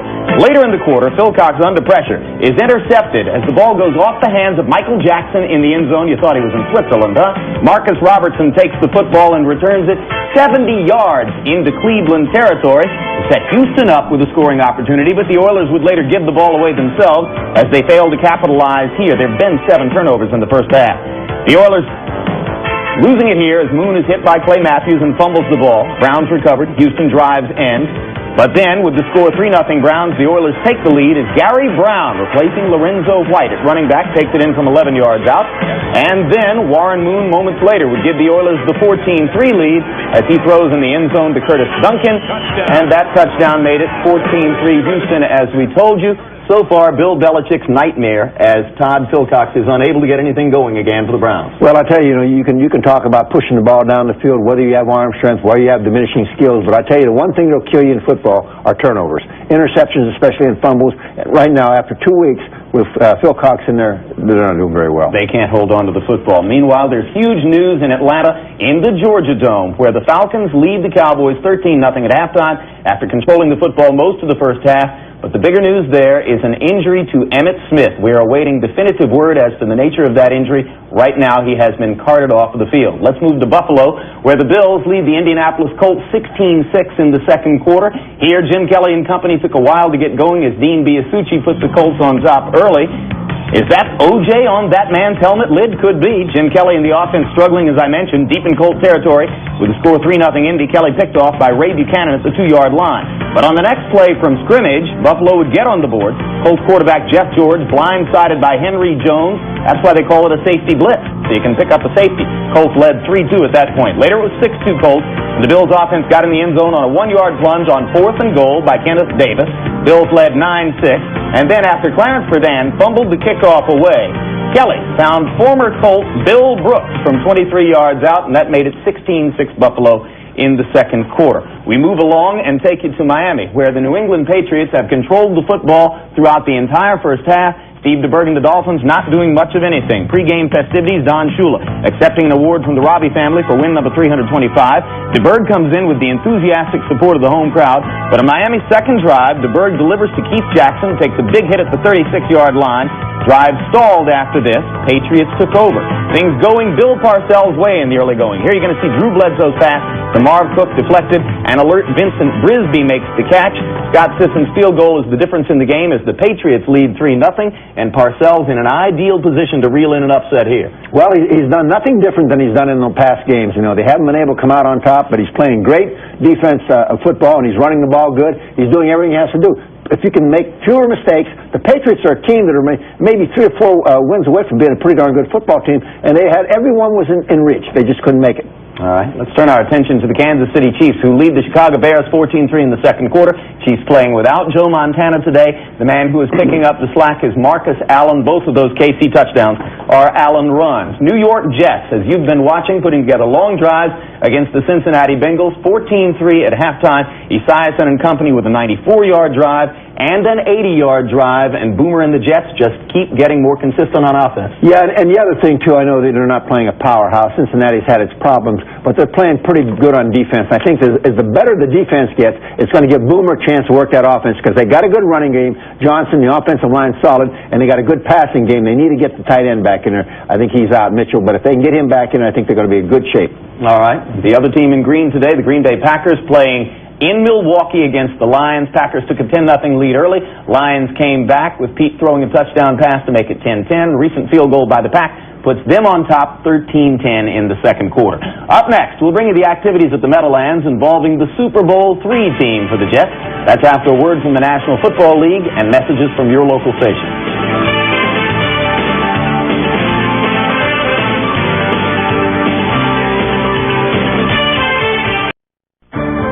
This is the Domino's Pizza NFL Live Halftime Report, brought to you by Domino's Pizza, where you always get great pizza, plus something for nothing. Welcome back. As Charlie Jones and Todd Christensen have already mentioned to you, this is a special day at Giant Stadium. The Jets staging a reunion for the Super Bowl III team. Proceedings already underway. Let's go back out to the Meadowlands and rejoin Charlie and Todd.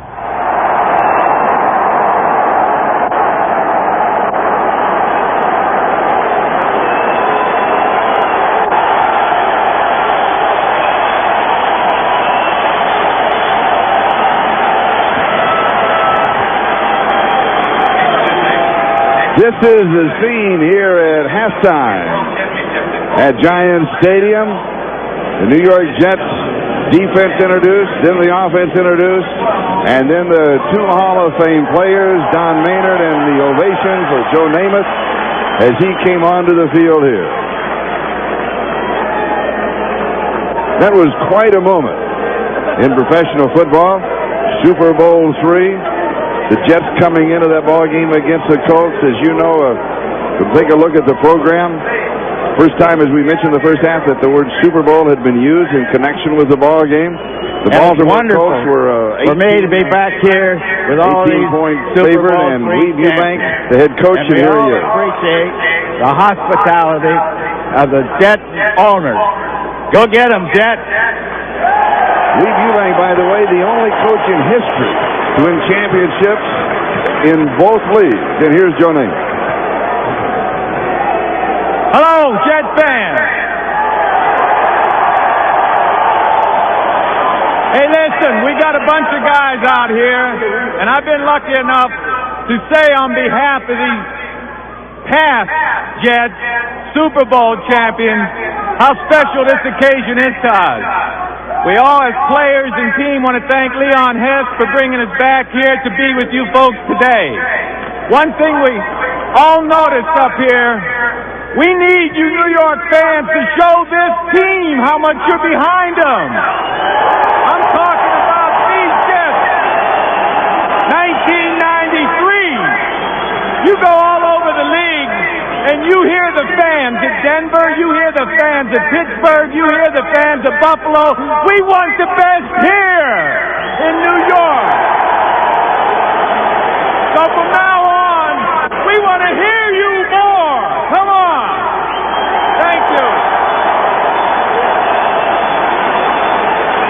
And Joe Namath with a rallying cry, and John Dockery is with him. And as soon as they move off to the side, Dockery, of course, now an announcement with NBC. And this is the scene at the end of Super Bowl III, the Orange Bowl in Miami.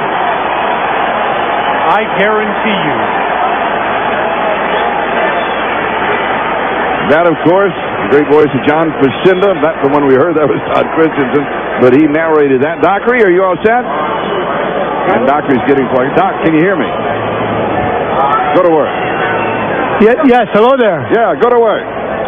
Hey, Joe, this moment, I felt the chills going down my spine. What was it like for you, buddy? About the same for you, John. You know, we've been asked what it's like to come back. There's a certain oneness that you feel being a part of a champion. You know, when we're kids, we want to be on a team. We want to be with somebody. We want to be a part of something. And even though it's 25 years ago, when we got together in that room, we felt like we could beat anybody. Hey, Bruce. We felt like we could beat anybody. What's the most memorable moment? Seeing a guy, seeing Weave is always most memorable to me. And the Super Bowl, certainly, looking up at that clock, seeing 6 minutes, 11 seconds left, I got scared, but by God, we did it. We did it, and it was a great moment, Joe. All right, guys, back to you. All right, it is halftime here at Giant Stadium. We'll be back with the second half kickoff in just a moment. But that wraps up the Domino's Pizza halftime report.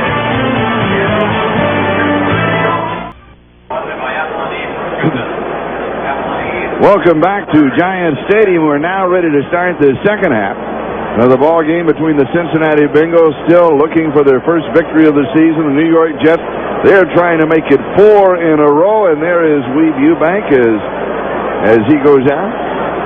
Spoke to the crowd here. Joe Namath challenging the fans, and here are the Coors Light halftime statistics. Twice as many yards, twice as many first downs, nearly twice as much time of possession. Gee, I think the Jets are ahead. They are. 14-3. And here is the kick. And Patrick Robinson to the 15, the 20, 25, and across the 30 and down around the 32-yard line. You know, David Shula told us yesterday, he said, watch for Patrick Robinson. He can really do something on kick returns. And he wasn't kidding. That's 2 excellent kickoff returns number 81 has had. We mentioned in the first half that the offense and the defense for Cincinnati, in reality, they've been struggling, but it is a fragile situation. When something goes wrong, a house of cards can fall down. Now, they had a penalty that should not have been called against them. The Jets put together 2 long drives. The cards are starting to fall. They could put the house back together with a good opening drive here in the second half. And here is Harold Green as he spins away from one Jet, but is wrapped up immediately. Marshall and Loggeman there for New York. But before any of that starts, they're going to have to block somebody. Loggeman came in completely untouched, the defensive end, and Harold Green, who got off to such a marvelous beginning, had 4 carries for 36 yards in the first drive. He's yet to do anything since, but of course a lot of that is the offense of the New York Jets, who took so much time off the clock in the second quarter. In that 94-yard touchdown drive in the second quarter, they used up 11 minutes in 5 seconds. And it is second down and 9. There's nothing there. Green is going to lose a yard. And Mo Lewis makes the tackle for the New York Jets. It'll be interesting to see in the second half how the Jet fans here respond to the challenge of Joe Namath, because as we commented early on, the crowd was completely out of the ballgame, and it certainly helps, and you know this for a fact, to have the crowd, particularly when you're at home, behind you. Well, they seem to be picking it up here. Third down and 10.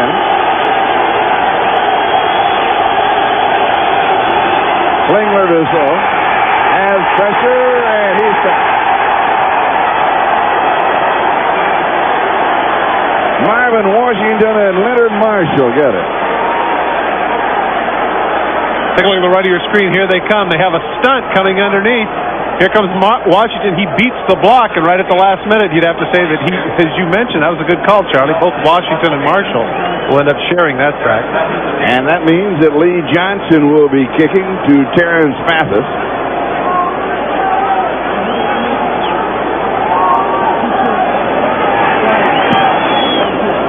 Pretty good kick. Mathis takes it at the 34. Picks up a block. slips the tackle and goes out of bounds. We've got a flag dropped at the 41-yard line. Ricardo McDonald had the coverage downfield for the Cincinnati Bengals. And it will be a holding call against New York.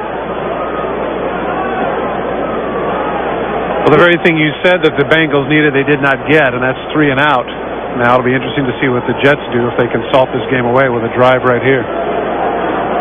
Bengals really need to stop them here. Hold number 98 during the return, 10 yards from the end of the run, first down. That's a hold on Kurt Barber. And so the line of scrimmage will be the 31-yard line.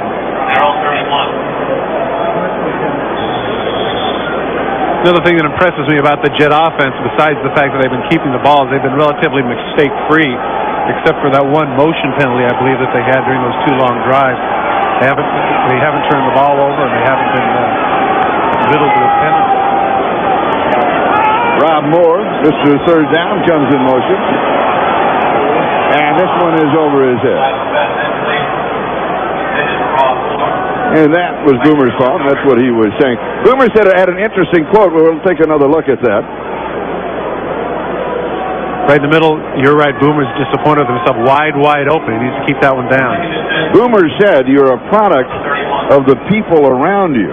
And he was complimenting, and we talked in the first time how he has spread everything around, but he has excellent people around him. Well, his quote was that he's like a kid in a candy store. There's so many different weapons to choose from. And as we mentioned earlier, that creates a lot of problems for the defense. Second down and 10. And here is Baxter. And he slides down the line, still manages to pick up a couple of yards on the play before Benson can bring him down for the Bengals. It's going to be 3rd down and 8. And from Cincinnati's standpoint, their defense facing the same situation that their offense faced a moment ago, and that is to make a statement. We have a New York Jet injured on the play. I believe that is Malamala. Well, the statement that needs to be made here is they've got to stop them on 3rd down. That's something they really struggled with in the first half. 5 of 8, as you documented earlier. Ciapelli Malamala, the offensive right tackle.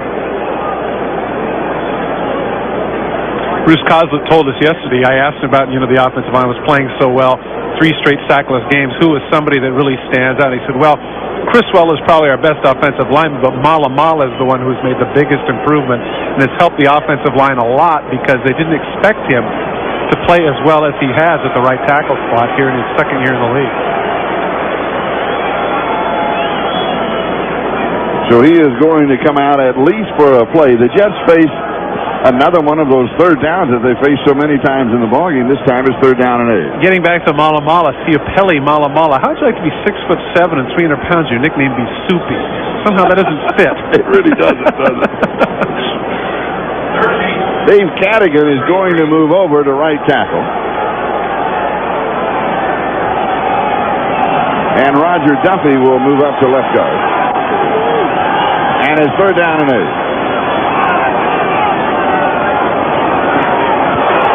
Boomer has pressure, and he was spinning, did not make the throw. That in reality was a fumble. And the Jets recovered it. It will be 4th down. They'll have to kick it away. John Copeland, number 1 pick for the Cincinnati Bengals, comes in. Take a look. They run a stunt. Here comes Williams to the inside. He has the first crack at Boomer. Boomer just moves a little to the left and avoids the rush. Now here comes Copeland at the last minute to strip the ball away from him. Very fortunate for the Jets that they get that fumble. And Louis Aguiar is kicking. Patrick Robinson with a good return. And Cincinnati could have pretty good field position. And he hangs this one high but short. And is going to go out of bounds. That was a terrible kick. Officials are going to mark it out at the 41-yard line. Bengals have it in their own territory. We'll be back in a moment. Trucks are a spiritual thing to me. The good news for Cincinnati is that Aguiar's kick was only 35 yards. The bad news is they have really been struggling in the second half this year. Outscored almost 3-1 in the second half, and that's indicative of a team that not only is struggling, but quite frankly, isn't that good. Little play action fake, pressure, fumble, recovered by Cincinnati. The Klinger now is starting to get the pressure. Bobby Houston is the man who got to him. Derek Finner recovered the fumble for Cincinnati. Harold Green's a Pro Bowl runner, but not a Pro Bowl blocker. Take a look right here. Here's Harold Green trying to get Houston. Houston just throws him out of the way and hammers the ball loose. Actually goes forward and actually ended up being a 2-yard gain. Heads up by Fenner to get it. Houston hits him from the backside, and the ball runs forward, and Fenner right on top of things, fortunately for Cincinnati. And it is second down and long.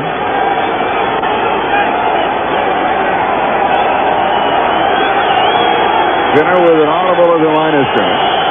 And now the crowd that Namath wanted in the ballgame. And the pass is pulled down. Has to be Carl Pickens. He has made 2 outstanding receptions. This one over James Hasty. Well, I tell you what, this is a tremendous throw, too. This is what David Shula was talking about. I said, you have people that you can build upon in this organization. He says, well, obviously, this quarterback is one of them. He struggles on some of the subtle things, but the ones that are tangible, like his arm and the ability to run, he certainly has that, as witnessed by that throw. And a first down at the New York 39-yard line.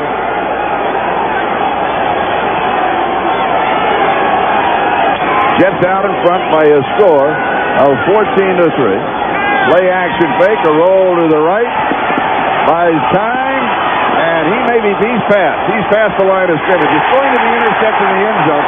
Penalty will be refused, and the Jets will have the ball at the 20-yard line. That's just an awful decision. Just an absolutely awful decision on the part of Klingler. Just as we're talking about, he's got the arm and all of this.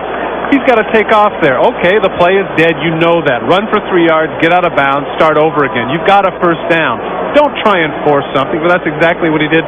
Throws it right into the arms of Washington. And Brian Washington with his 4th interception on the year. That's a shame. That's bad decision making on the part of Illegal forward pass beyond the line of scrimmage. The penalty is refused. First down.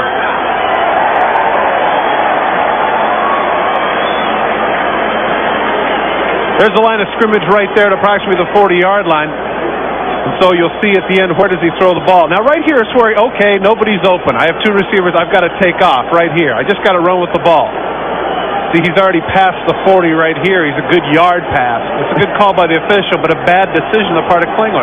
Get the 3 yards, get out of bounds, and start over. And did you notice the one thing, though, and it is so typical of a rookie quarterback, and that he was trying to lean back and get behind the top of the body back behind the line of scrimmage. He knew he was bad. And here is Johnny Johnson. And there's Crumry right in there, as Jim Sweeney said. It doesn't matter if there's 0 and 9. Doesn't matter if they're down 14-3. There he is making the play. And a gain of a yard. It'll be second down and 9. The Jets with the ball and the lead, 14-3. This is how you learn, though. You can talk all you want about watching out on the sidelines and being in the film rooms, but you just can't learn unless you're out on the field. And Cincinnati, at their point, 0 and 9 can afford, well, anyway you look at it, they have to go with the young quarterback. Klingler, 10 of 18, 103 yards, and 2 interceptions. Boomer, wobbly, picked off. Is it intercepted in the field of play? Yes. Or no? No, they're saying he bobbled it. Did not have possession when he came down in the field of play. He's not happy about it. He thought he had his feet in bounds. He did bobble it initially, but let's watch it at the end of the play. Does he have it? That's that possession and both feet in bounds, just like a receiver. There's possession. There's 1, 2. Oh, that's an interception. That is an interception. Darrell Williams has been the lone bright spot for Cincinnati. Leads the team in tackles, interceptions, pass defense, and is second in sacks with 2. Plays a great center field right there. Bats it up in the air. There's possession. Right foot, left foot. That's an interception. Second bad call by this officiating crew that has gone against Cincinnati. 1 in the first half, 1 in the second half. Talking to Ron Lynn, the defensive coordinator, he feels like Darrell Williams is playing well enough to be in the Pro Bowl. And here is the screen to Johnny Johnson. And he's going to pick up the first down. It was third down and 9. He has to get adjusted to the 30-yard line because of the interception in the end zone, the touchback. They started from the 20. Ricardo McDonald with the tackle. And once more, the New York Jets convert on third down in the ballgame. You saw Ricardo McDonald jumping around. He had Johnson a man-for-man coverage and just couldn't get through the group of blockers in front to make the tackle. Just enough for the first, as you mentioned. 10-yard gain. First down. 31. Ciapelli Malamala has a pinched nerve, is the report, and he can return to the ballgame. First down, New York from the 30. Boomer sails this one over the head of Rob Moore. That one took off on him. One of the things that Bruce Costa told us yesterday when we were talking to him was that you have to constantly work with Boomer on his mechanics, or he will start regressing. And he said, we stay on him in practice, and this is another one. If his mechanics get off, the ball starts to sail on him. When he starts to throw sidearm, you can see the arms dropping just a little bit, and that's causing him to sail. That's the second time in this series that we've seen him throw the ball high.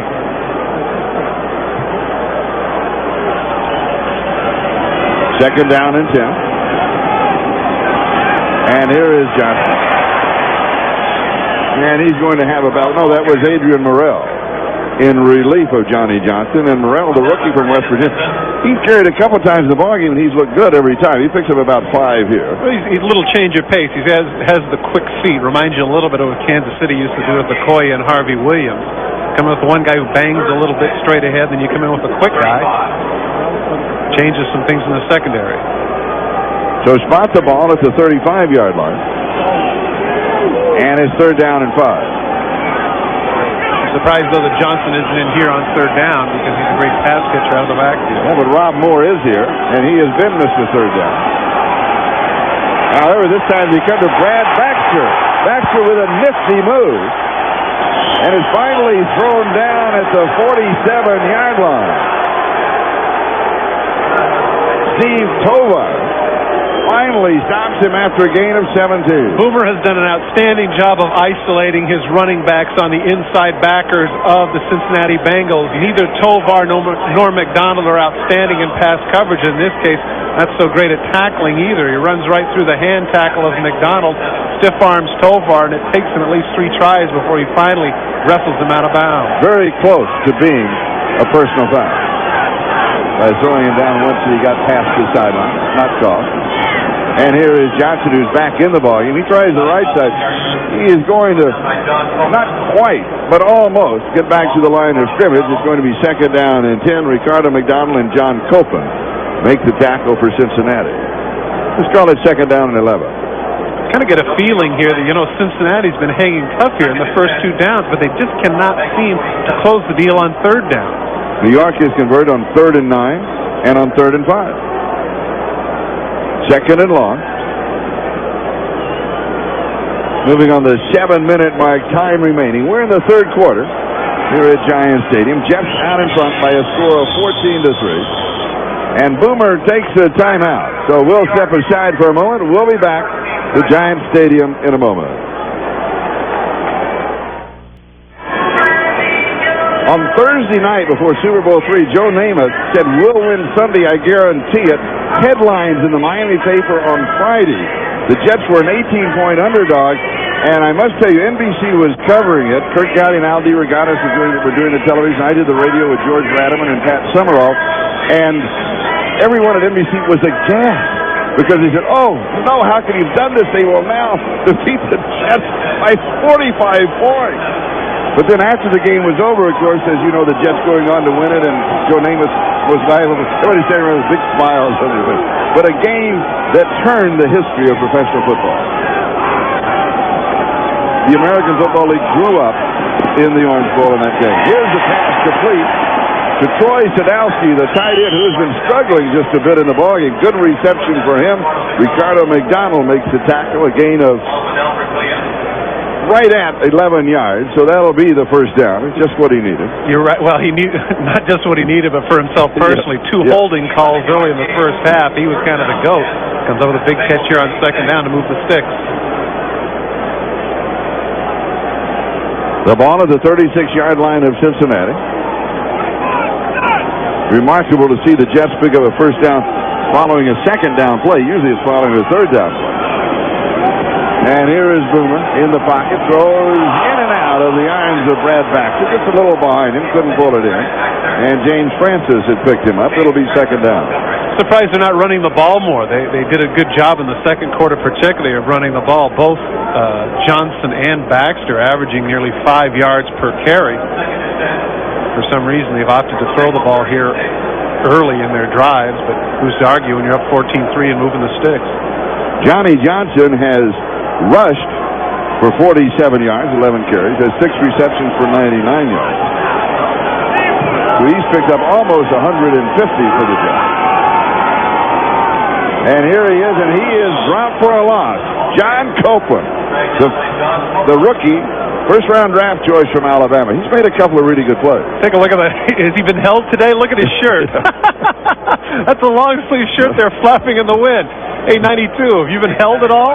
Look at the pursuit. He gets up the field, makes the tackle on Johnson, as you mentioned. First-round pick out of Alabama this season. He is one of the building blocks in the defense for the Cincinnati Bengals. And another one of those good news, bad news situations for Cincinnati. It is 3rd down and 17. Good news, 3rd down 17. That's bad news because the Jets seem to convert on almost every 3rd down opportunity. Here's the size and pass is complete.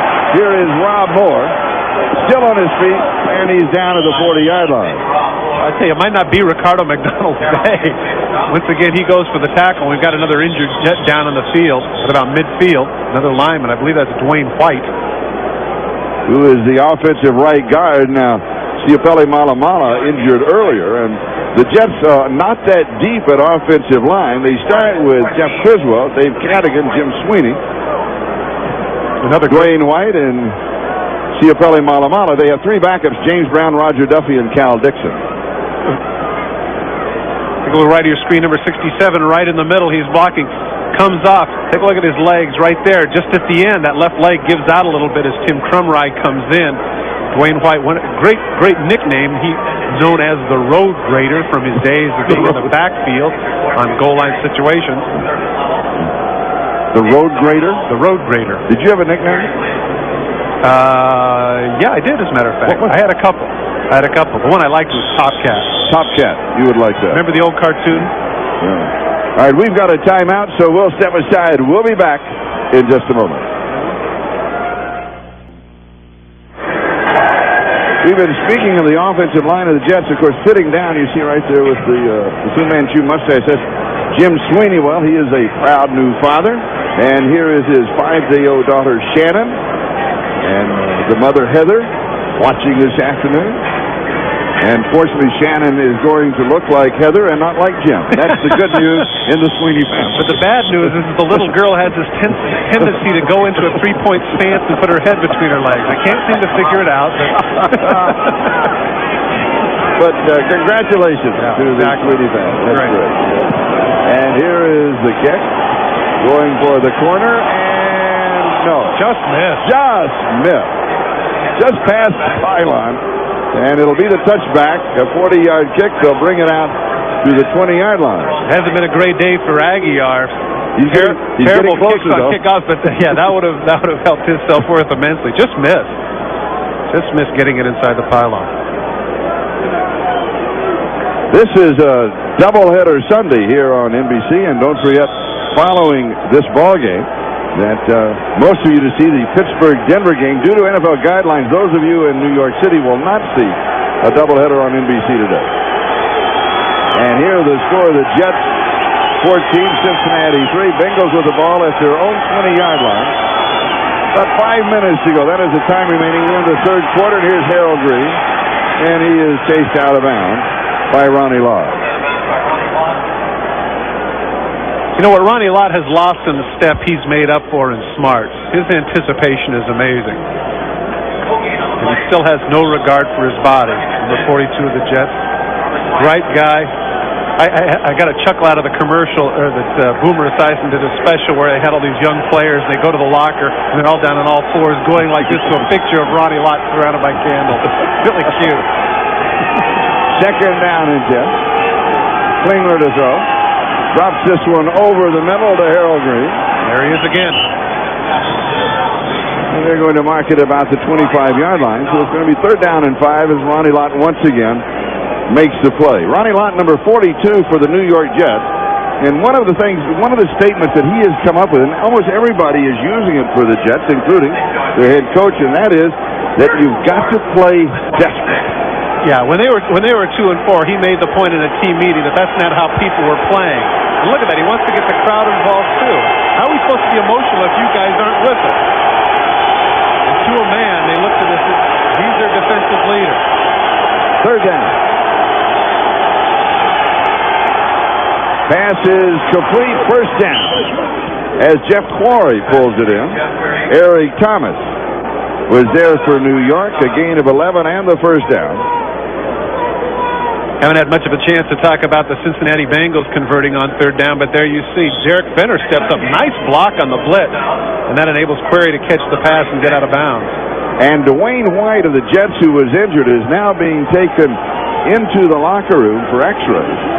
And so that does not bode well for the offensive line of New York, and we'll try and get a report for you. Cincinnati trailing with the first down. This one is just dumped over the middle to Derek Fenner, and Fenner has the first down. Back-to-back first down for the Cincinnati Bengals. Kyle Clifton makes the tackle at the New York 49-yard line. Charlie, you and I covered a couple of games when Derek Fenner was with the Seattle Seahawks one year when he scored 15 touchdowns. I believe that was 2 or 3 years ago. This is a man about 6'3.5", 228 pounds. I always thought that because of his dimensions, he would have made an outstanding tight end because of his pass-catching ability. But he's done a good job there for the Cincinnati Bengals. We saw him earlier make the great block on the blitz, and now nice catch over the middle. And a first down at the 49-yard line. Little swing near side. Here's Harold Green. He's going to get just about a yard. That's it. Bobby Houston and Eric Thomas were there for New York. And the report on Dwayne White, who just went to the locker room, it is a sprained ankle and kind of iffy whether or not he'll be able to return. Oh, now that's the whole right side of their offensive line that's hurt now in Malamala and White. Second down and 9. 2:23 and counting. That is the time remaining. Third quarter here at Giant Stadium. Jets on top by 11, 14-3.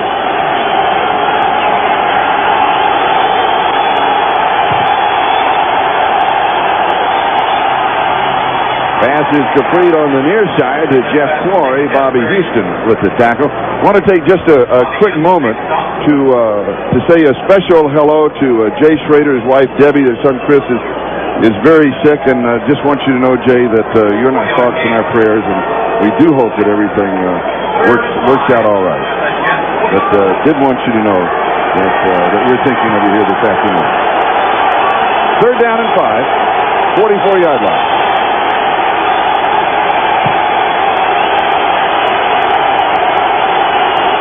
And now the crowd starting to pick it up for the Jets.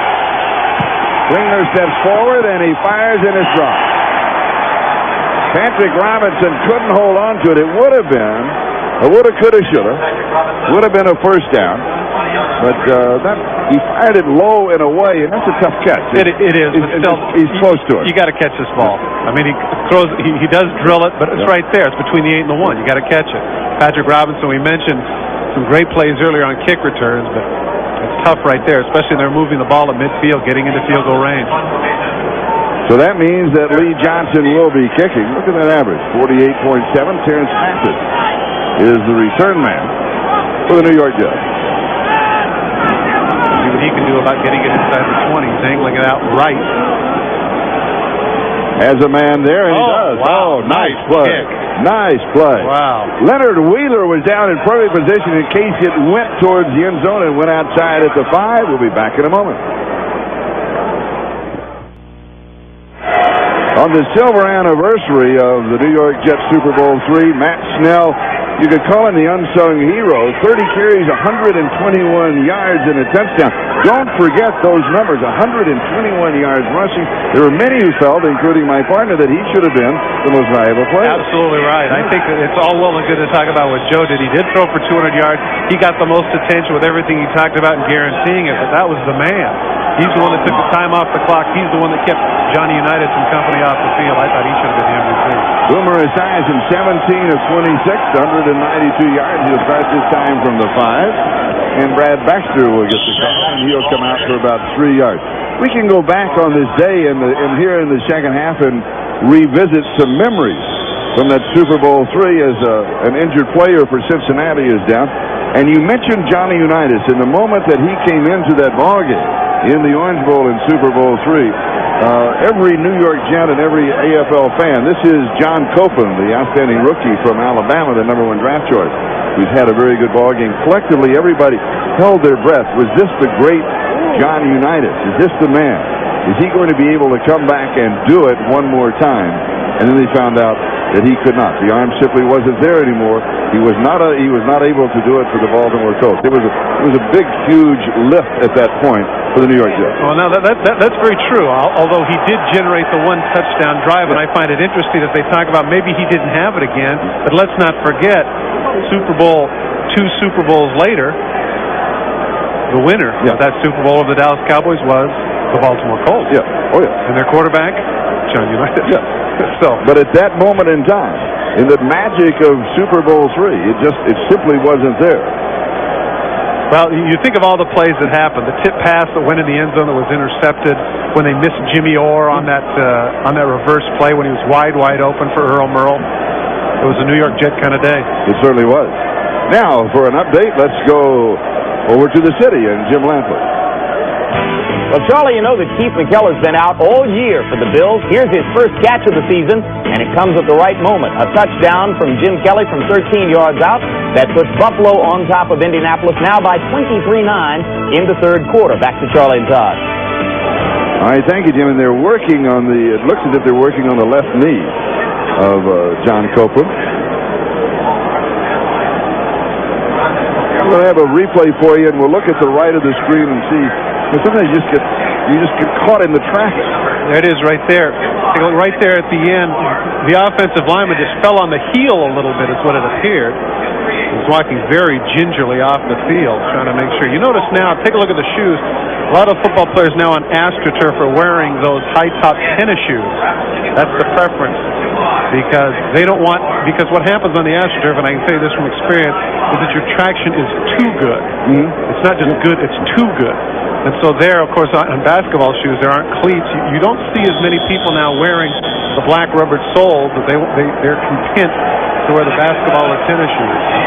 So Ty Parton, the rookie from Arizona, replaces John Copeland, the rookie from Alabama, the defensive line for the Cincinnati Bengals. And here is Johnny Johnson, and he's going to pick up the first down. Darrell Williams makes the tackle for Cincinnati. Ran behind the right side of an offensive line now that's a little bit repaired.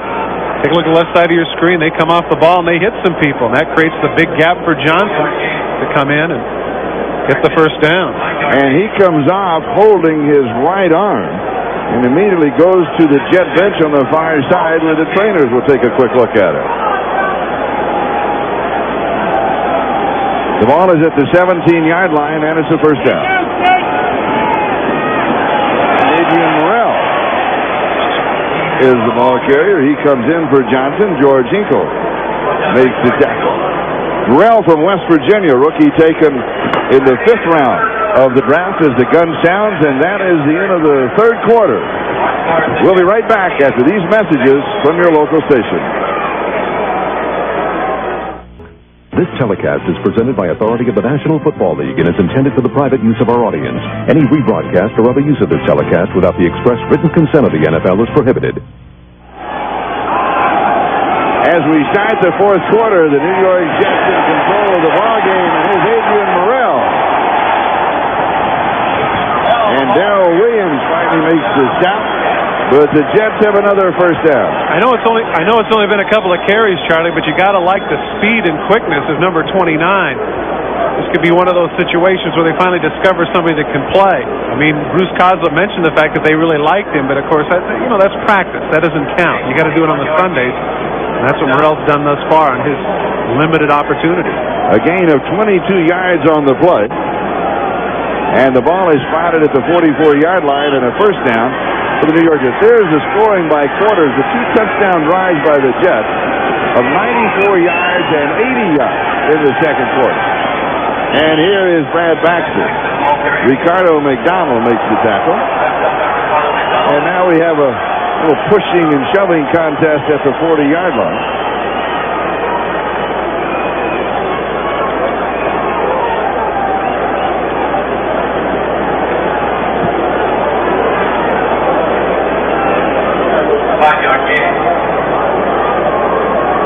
Big discrepancy in the ability to run the ball between Cincinnati and New York up to this point. There's 3 times as many rushing yards for the Jets as for Cincinnati.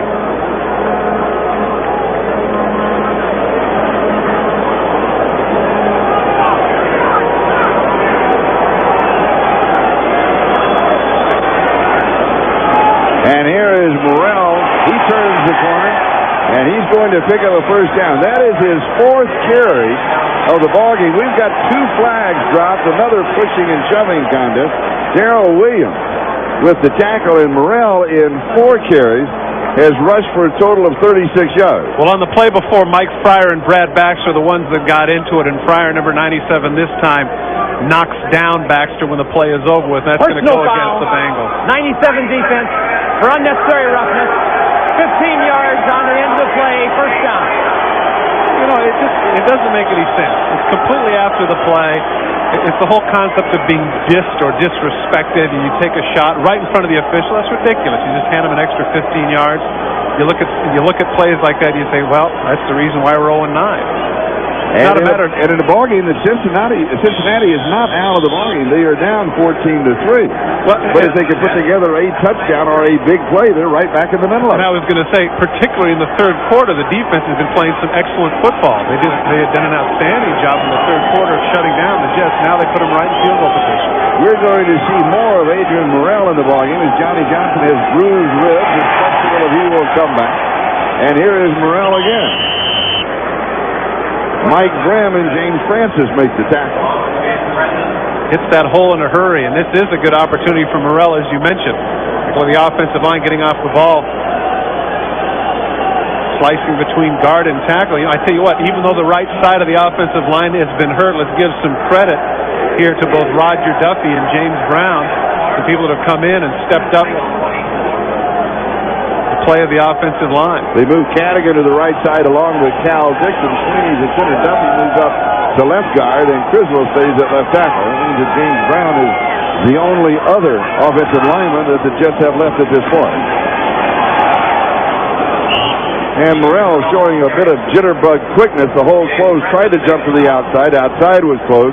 And as you suggested before, then just lean forward, take the yard. Don't try and pick up anything else because it'll cost you for it. Well, again, you're young and you're inexperienced, and this is your opportunity. You want to make something happen. You want to have a big play. Of course. But you're right. You know, there's a case where, look, get the 3 yards. Let's get the first down. Let's move on. And, of course, now the Jets have them right where they want them. Third down.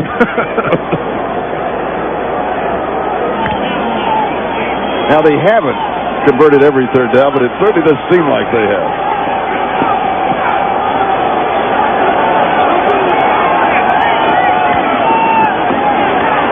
This one they will not convert. A little predictable in their set there. They went to the 2 tight end set.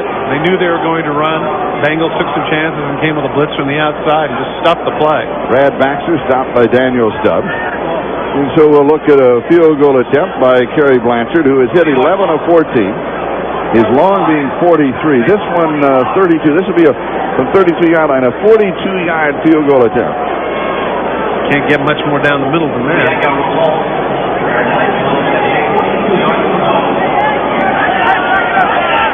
Aguiar with the hole. And that is right down the middle. From 42 yards away. And the Jets move on top now, 17-3.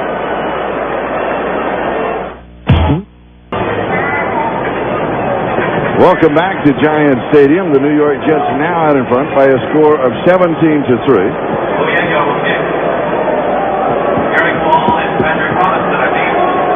And in Super Bowl III, remember, we just saw a field goal here where Jim Turner had 3 field goals and 1 extra point. He outscored the Colts in that ball game 10-7. He was all through here at halftime and introduced. Interesting point to make with regards to Jim Turner, too. You know, all the attention that was made to all the great offensive players. Jim Turner that year in 1968 kicked 34 field goals, an NFL record that was not broken until 1983. A very large part of the New York Jet offense. And straight ahead kicker that had that square toe. We saw that We picture. saw a photo of him, and it looked like it was 100 years old. Talk about a relic. Yeah, exactly. Here's Eric Ball on the return. Out across the 20, 25 break. A tackle. He's still going. 40, a little stiff arm. Finally pulled down by Louis Aguiar. No, they're going to call it down. They're going to call it down at the 49. Aguiar says, I have it. But as you know, the ground cannot cause a fumble. Meanwhile, to our left at the left 40-yard line, there is a confrontation between a Jet and a Bengal. And they're trying to be separated. But you saw with Aguiar, kickers always want a piece of that. You know, they want to prove that they're tough guys too. Here comes a return by Ball, cuts back to the middle, good piece of blocking and good aggressive running on the part of Ball. Cuts, and here he comes at the end. Here's Aguiar at the end. Does he take the ball away before he's down? No, he's completely down. Good call by the official. Midfield, we get back for the Bengals.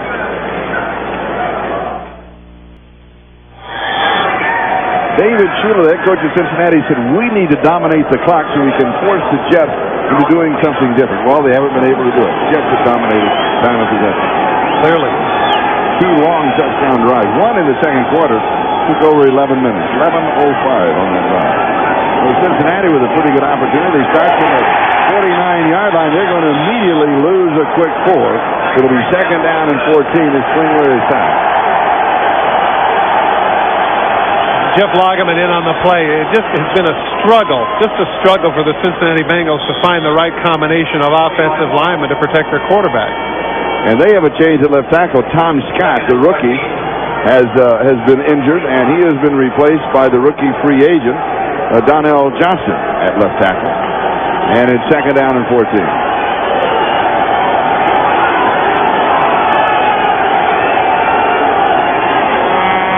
Derek Fenner goes outside in motion, and here is pressure again. And back-to-back sacks. Kyle Clifton. That says it all right there. Look at the numbers right there. 4 sacks, hurries, knockdowns. The guy just doesn't have any time. You saw his reaction. He's just frustrated. Come on, help me out. Clifton on what's called the Bullets Blitz. That should be Harold Green in there picking him up. There's absolutely nobody to pick him up, and Klingler just has to duck in self-preservation. And it is third down and 21 at the 37-yard line.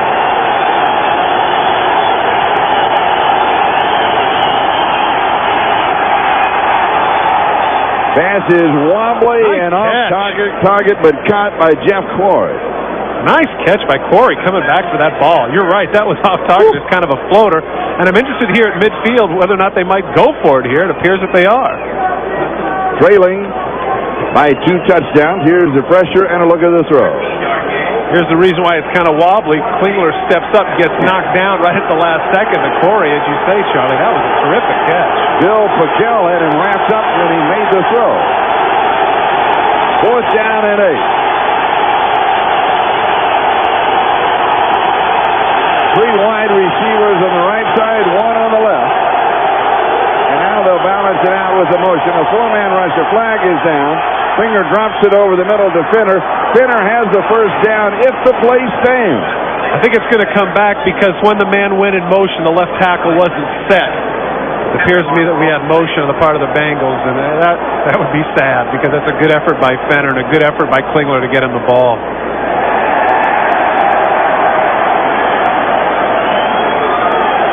When the wide receiver went in motion, as you mentioned, Charlie, Donnell Johnson just knew in at left tackle. He wasn't quite set, and so you can't have 2 guys moving. The left guard on offense went down to a 3-point stance when the back was in motion. 5 yards, repeat 4th down. And look at that face, says it all. Can you believe that? We finally get a big play. We go for it on 4th and 8. We come up with it, and this has to happen. Man, oh man. Don't forget, part of the issue here, Charlie, is they got 15 rookies or first-year players on the roster. We keep making that excuse in terms of their being young, but that's an awful penalty. Lee Johnson with the kick. Mathis is the return man, and he has the fair catch at the 15-yard line.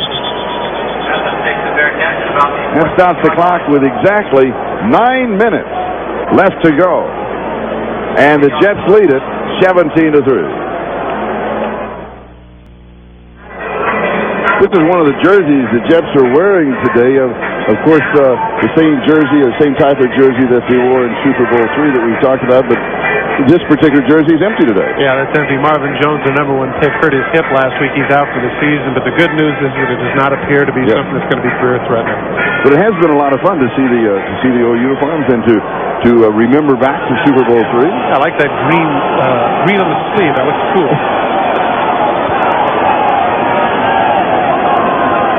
Jets from their own 15-yard line. They'll do a little work on the clock as Brad Baxter gets the call. Steve Tovar makes the tackle. And we've got a flag down.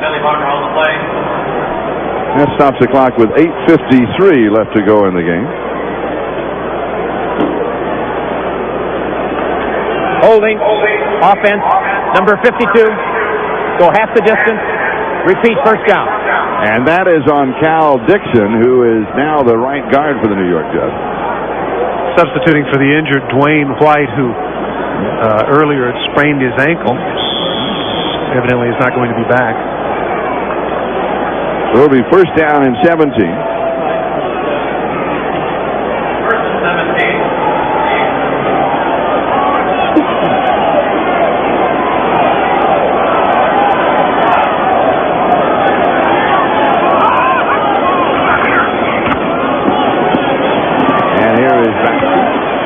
And he is out to the 10, a gain of a couple. It's going to be second down and 15. And here is a program note. Next Saturday, NBC Sports will take you south to the Louisiana Superdome for the Bayou Classic. Legendary coach Eddie Robinson leads his Grambling State Tigers against the Jaguars of Southern University. It's the 20th anniversary of the Bayou Classic, and it's more than just a game, an event that is rich in tradition and excitement, and don't miss halftime at the Bayou Classic. It's the Battle of the Band. Oh, yeah, that's exciting. I'll tell you what. And that is another outstanding event that you can see next weekend here on NBC. And Adrian Morrell gets the call. And a little booze, but right now the Jets are going to be content just to run some time down on the clock. 7:35 and counting, and that's in reality all that they're going to do here. A chance for us to remember a little more about Super Bowl III. When you look at Bruce Costa, the head coach of the New York Jets, you know, of course, that Weave Eubank was the head coach. We saw him at halftime. Now everybody has 10, 11, 12 assistants. He had four assistants. Walt Michaels, Buddy Ryan, Joe Spencer, and Cleve Rush. That's right. And they did the job. Nowadays, sometimes it seems like overkill. You're right, a dozen assistants. One for everybody. I was going to say they're going to have a left hash place kicking coach pretty soon. There is Morrell. He's going to pick up 2 or 3 on the play. It will be fourth down, and the Jets will be kicking. Darrell Williams makes the tackle. You know something else when you remember back to Super Bowl III of the New York Jets, the championship game was against Oakland in Shea Stadium. I believe it was December the 29th. Very cold, bitter day. And Al Davis sent out his carpenters before the ball game. And they built a lean-to over the bench of the Raiders with a couple of heaters. And Milt Woodard, who was the commissioner, made him tear it down because it had to be equal cold on both sides. Here's a return by Patrick Robinson. And he battles, but he's only going to get about a yard, and that's going to be it. You know, it's interesting with regards to that, too, and I guess I'll get to that story to follow that up a little later. We'll save that note when we come back. We come back, you may now start finishing your thought. Oh, I forgot. No, you didn't. I thought it interesting that in the program, as you go through and see the players talking about what their big thrill was, at least half of them made the point that the big thrill was beating the Raiders in the AFC Championship game because they had lost to them earlier in that famous Heidi game that year. Pass just dumped over the middle to Derek Finner, and Finner is going to go to the 39-yard line of New York. He's going to pick up about 14 on the play. I tell you, that play has been very effective for them. Center right in the middle of your screen. He's just going to sit down in the middle. Glenn Kadrez takes off, and he looks to the outside. He should have been looking to the middle because that's where Fenner gets it. And as you mentioned, 16-yard gain before he brings him down. First down, 39-yard line of New York. A lot of time remaining from a football standpoint. 4:46 and counting. And here is Derek Finner.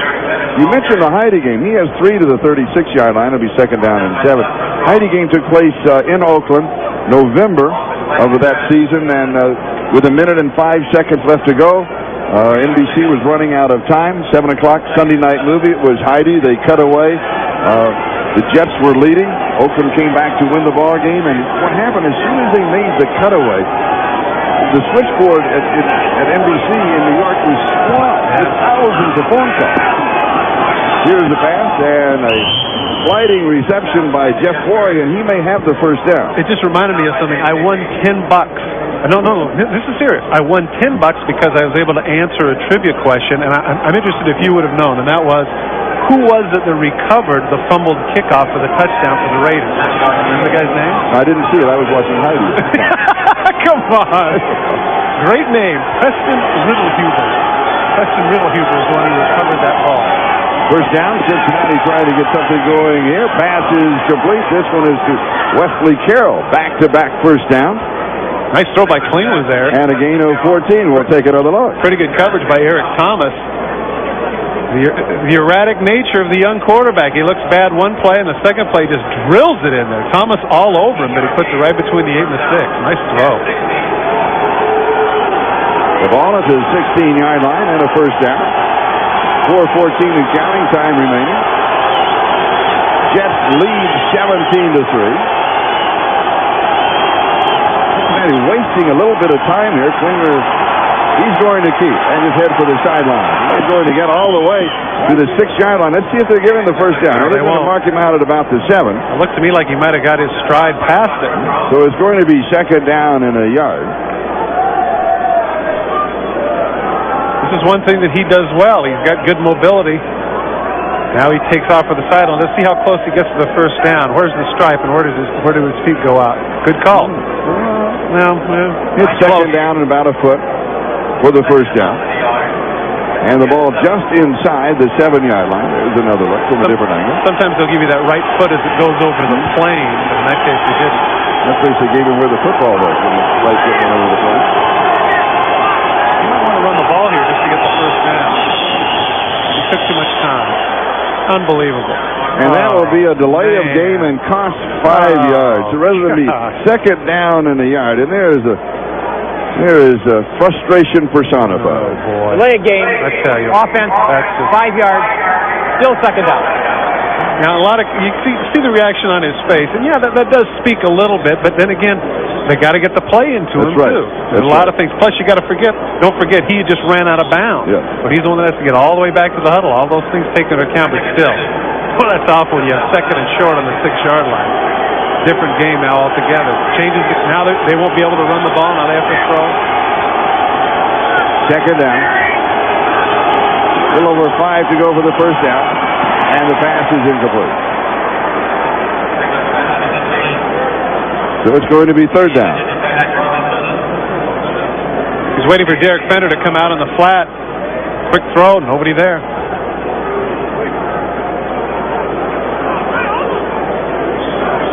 So it is third down and 5. Obviously, trailing 17-3 in fourth down territory. Well, I'm not so sure. I was about to make that point. If they...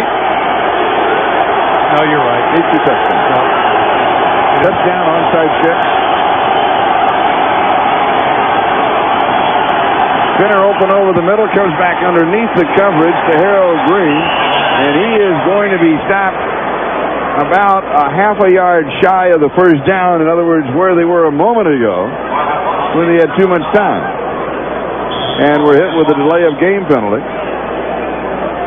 And the officials have signaled for a timeout. Well, I think they're going to measure it. They asked for a measurement. And I think that's what Klingler did. Klingler sprinted over there and did that. Now, Klingler, what he should do here is he should run over to the sidelines and have a chance. Get organized exactly. And be set to go. Exactly. And it's not going to be a first down. It's going to be about a half yard shy.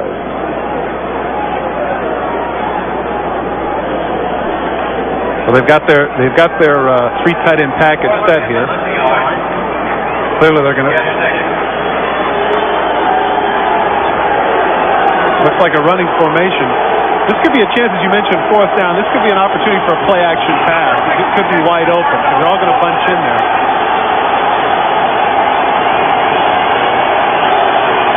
And now they wind the clock. It is 4th down, and he's used Shaw about a half a yard to go for the first down.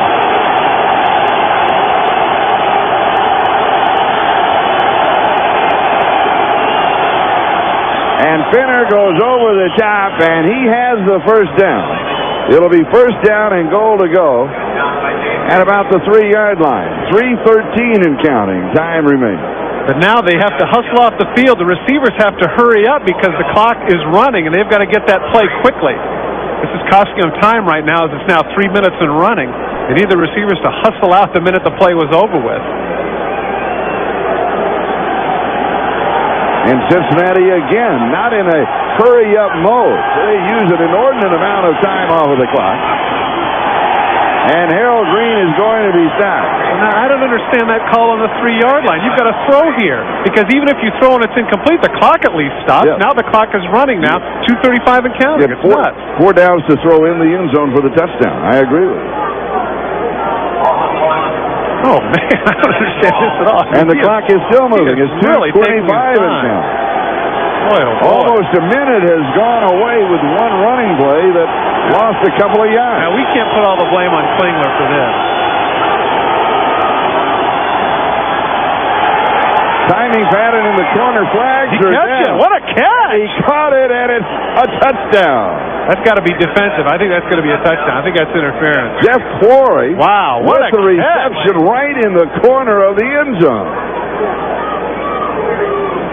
That is his 4th touchdown of the year. Was that James Hasty that had the coverage on it? This is the fade route. Watch to the right of your screen. They get tangled out. He holds on to it. Watch with the left hand. Makes the catch with the one hand. Now watch with the feet. 1, 2. Boy, great effort. And he pulled it in for possession. Great effort. Ooh, yeah. What a catch. 6 feet tall and 165 pounds. Don't tell me that there isn't room for a small man in the National Football League. Boy, what a catch. Reminds me a little bit of Fred Bolitnikov. You see the hair coming out the back, the blonde hair? Yeah. A little bit of Bolitnikov. Since we're talking about older generation. And nostalgia. Seems to be a theme running. Yeah, running through. The extra point is up, and it is good. And Cincinnati has pulled within 7 points of the New York Jets.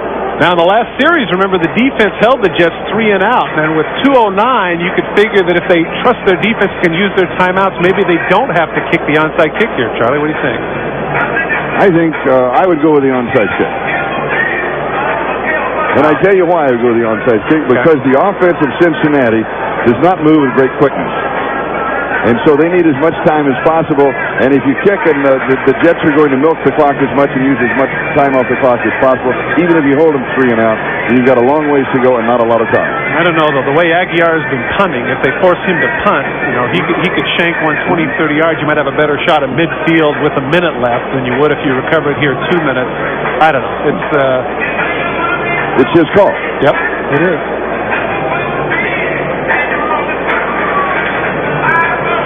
And speaking of the Heidi game that we were talking about, of course, that was 25 years ago. Amazing. But tonight, Disney's Countdown to Kids Day, followed by Sequest, and then A Family Torn Apart. That is all tonight here on NBC. We're going to follow up on the Heidi thing that we were talking about, because the inundation of all the phone calls. Actually, what happened, Scotty Connor, who was to make the decision, was at home in Connecticut and was trying to call in at that time at the switchboard to have them go back to the game, and he couldn't get in because of the calls that they had. Now this is interesting. I don't know if this gives it away. Johnson comes over to talk to special teams coach Marv Braden. Okay, what direction do you want to go? You know what they might be doing here, Charlie, is that Lee Johnson's very good at the pooch kick. They might want to kick that down to about the 25-yard line and take a shot at that. We'll see. He kicks it deep. You know what? I don't like this, and the reason why is you just let it go. Just let it go. Why not try the pooch kick down about the 20-yard line where you have a race and you've got a shot at it? This way, you know, I don't know. Now they're on the 20-yard line, and it's all on the defense. But one thing that does happen, because you're in the last 2 minutes of a half, and that is that on a kickoff, the clock does not start until the ball has been touched in the field of play. So there's been no time run off of the clock. And why was it 2:09 and why is it now 2:03? And they should reset it at 2:09. I'm sorry, because we're not inside of 2 minutes. Oh. We're just outside of 2 minutes. Close enough. Close enough. but in reality they're doing what you said. They want to leave it up to defense 3 and out. See if they can stop the Jets. And we have a flag, and it's going to be a penalty against and a fumble, and Cincinnati will have the ball, but they will have to give it back. Doesn't matter. Francis is going to recover it, but Cincinnati was offside. Ty Parton jumped offside. What a shame. What a shame for Cincinnati. It's amazing how these things add up. Just amazing.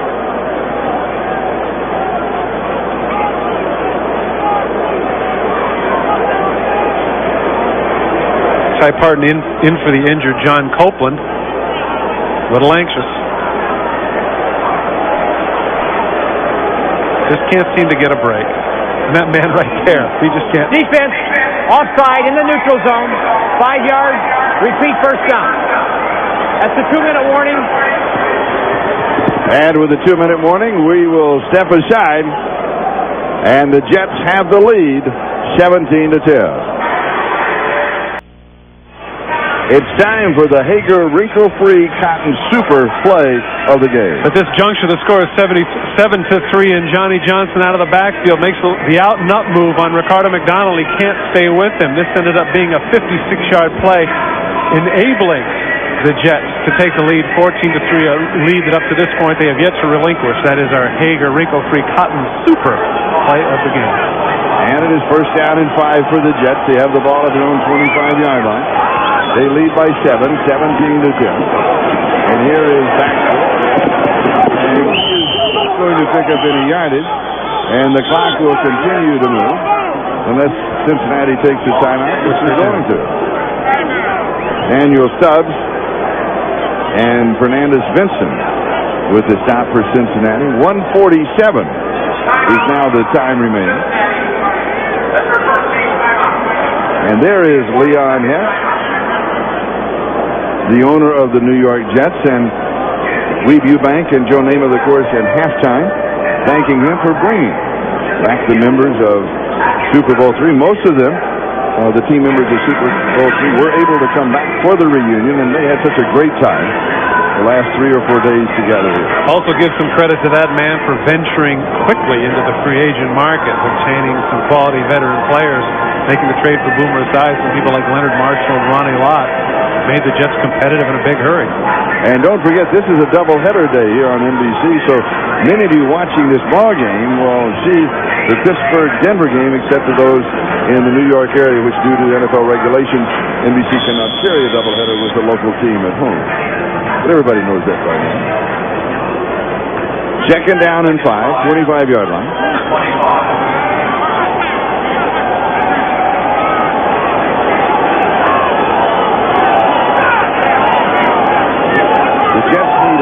Couple of first downs, and Cincinnati needs to hold it.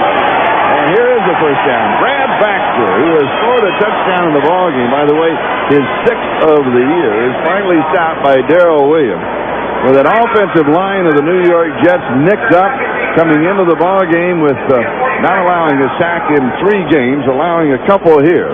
But they just continue to do the job as Cincinnati will take another timeout to stop the clock with 1:38 left to go. We'll be back in a moment.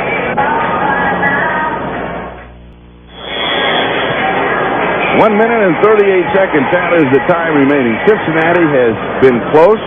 They have had opportunities, but they have self-destructed 2 or 3 times in the ballgame. Well, you mentioned it earlier that if Parton doesn't jump outside and they have the ball at the 35-yard line and they're threatening. You said now only 1 time out. If the Jets don't fumble the ball, game's over. And Baxter just hanging on to the football, and Cincinnati will take their last timeout as Vincent makes the tackle. Now let's take a look at the remaining schedule for the New York Jets. Their record with a victory here will go to 6-4. Well, very winnable the next 3 games. You can see the record of the opponents in New England, Indianapolis, and Washington. And boy, take a look at that at the end of the season. Whoa, 3 straight games: Dallas, Buffalo, and at Houston. So as you said, and I think that was a good point. No, coaches don't want to look ahead, but when you look at the quality of the schedule right there, you have to use the cliche, make hay while the sun shines. And it's time now to make your move. And Bruce Gossett said about Cincinnati, he said one thing about playing a ball club that is 0-9, you do not want to be the player or the team that makes the Cincinnati highlight film. Now, what does Cincinnati have left? Well, it's going to be tough to find a win. They're playing pretty good here. They had a chance to stay in the ball game. Here's what they got: Raiders, San Francisco, at New England. Now, New England is a little shaky 1-8, but at New England they can be tough. The Rams are struggling. Atlanta is struggling, and then New Orleans. So it's going to be a difficult search for Cincinnati. No, they have a shot, as I say. Today, I mean, clearly it sounds cliche, but yes, they have had their opportunity. They just haven't capitalized. They made some just egregious mental errors in spots that didn't make any sense. And we still have some heated exchanges between the Jets and the Bengals. And now the Jets will settle for a 7-point victory, 17-10. And they'll just let the clock run down and let the game expire. But for Cincinnati, it has been a valiant battle, but simply too many mistakes. Yeah, absolutely. And for the New York Jets, they came out flat. They did what they had to do, and that, of course, is to win a football game. Their record will now go to 6-4, and the Cincinnati record will be 0-10. And for young David Shula, it's not going to get any better. And for Bruce Cossett, he has an opportunity to pick up some ground, because with what is going on in the AFC East, and a little bit of mix and mingle, and Buffalo getting knocked off by Pittsburgh, and the quarterback situation with Miami, a strong stretch run by the New York Jets, and they can make the playoffs. Yeah, the AFC East is definitely wide open. There's no doubt about it.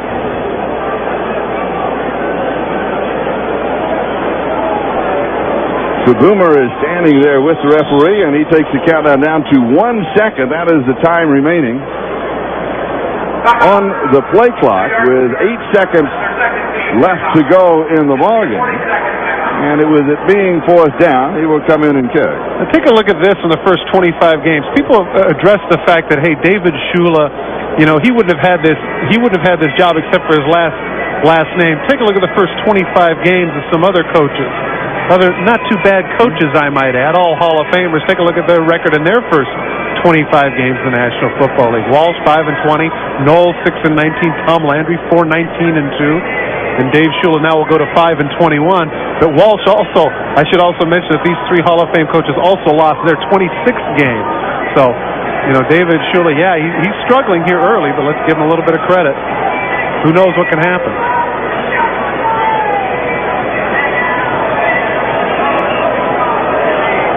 8 seconds, that is the official time remaining in the game.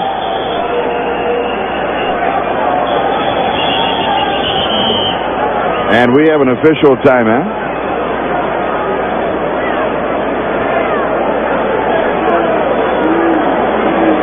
And Bruce Cossett has something on his mind that he wants to make sure is taken care of.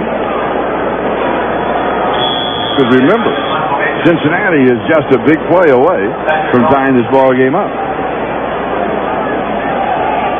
8 seconds left. And he's going to take the safety. He's going to go back and take the safety, and he'll run around and take as much time off the clock. Then he throws it out. There is no time left on the clock. A flag is dropped back at the 26-yard line. Flag is dropped in the end zone as well.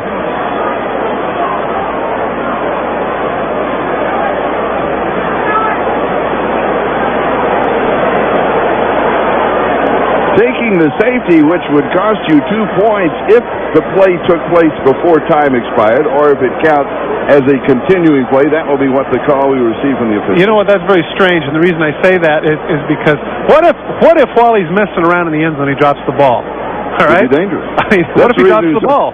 Why not just think about all the odds it takes to block a punt. I mean, everything has to be exactly right. Why take the chance of running back in the end zone? I mean, the guy could conceivably drop the ball. I mean, you could have another miracle at the Meadowlands. Why take that chance? But it's good television.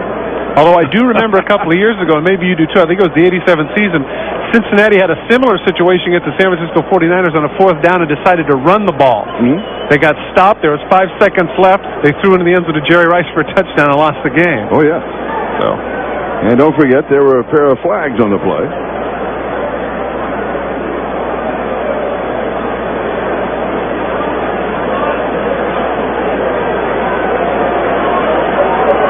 The options being explained to Eric Ball. Unbelievable. Just can't. Even Bruce feels that way. Look at that. Come on.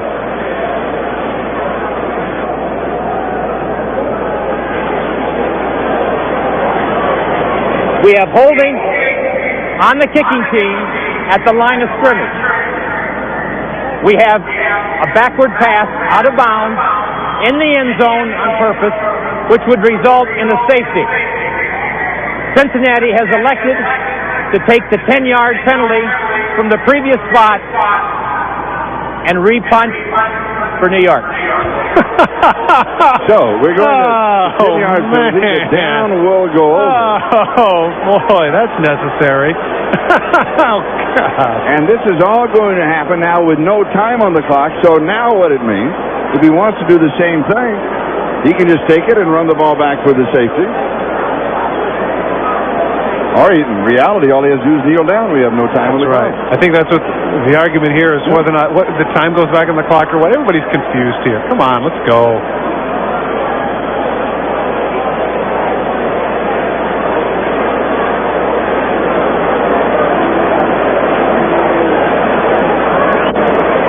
So it has been that kind of an afternoon.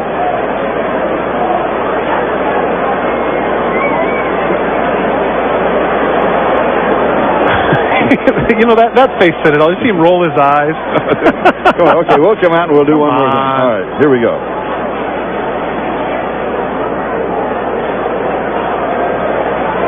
Cincinnati has elected to take the safety.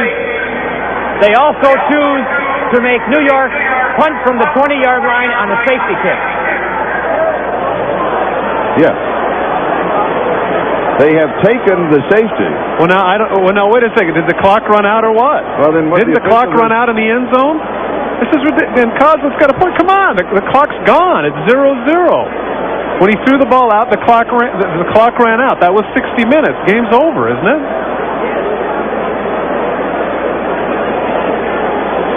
No? Yes? What?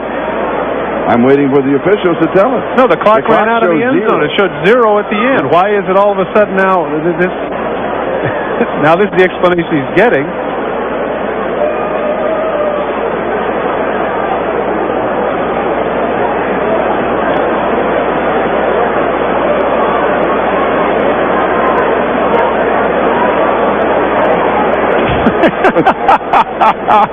Ah, boy, oh boy. Ah, this is. Oh, another caucus. Oh, come on. And what was that thing about the length of games again? Jeez. Now Pete Carroll gets in the argument, gets a hand on the side. Oh, we'll explain it to you. Don't worry about it. We haven't had these many conferences since instant replay, have we? Yeah, we know that Todd's got a plane. We're going to make him wait.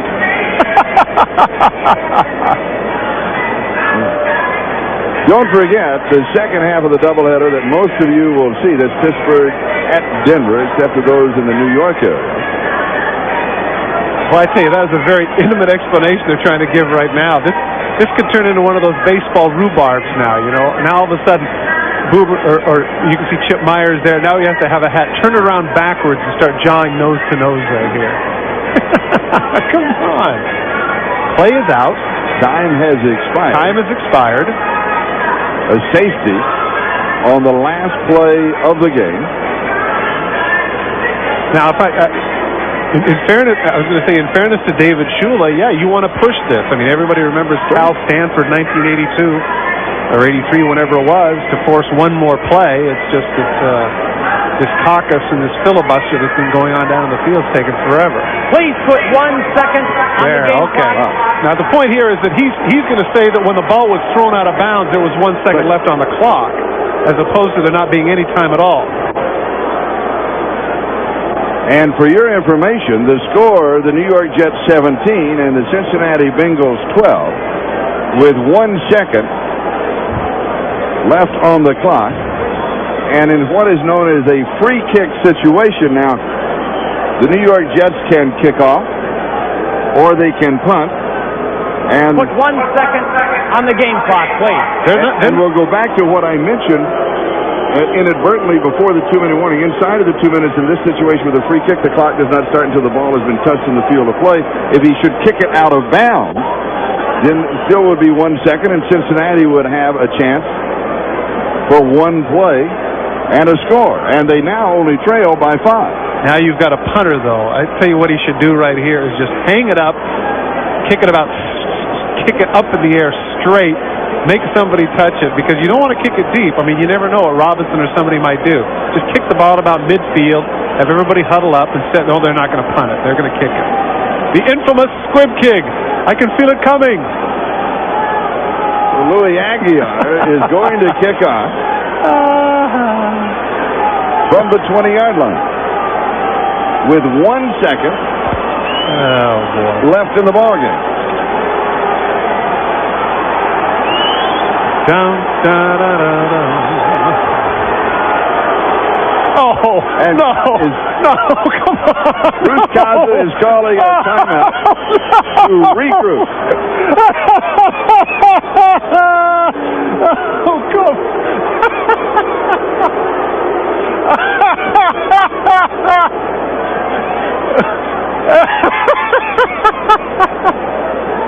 Now we are getting a report. Their third and final timeout. It'll be a 40-second timeout. That is their third and final timeout. Now we're getting a report. Is that correct that there should be 3 seconds left? No.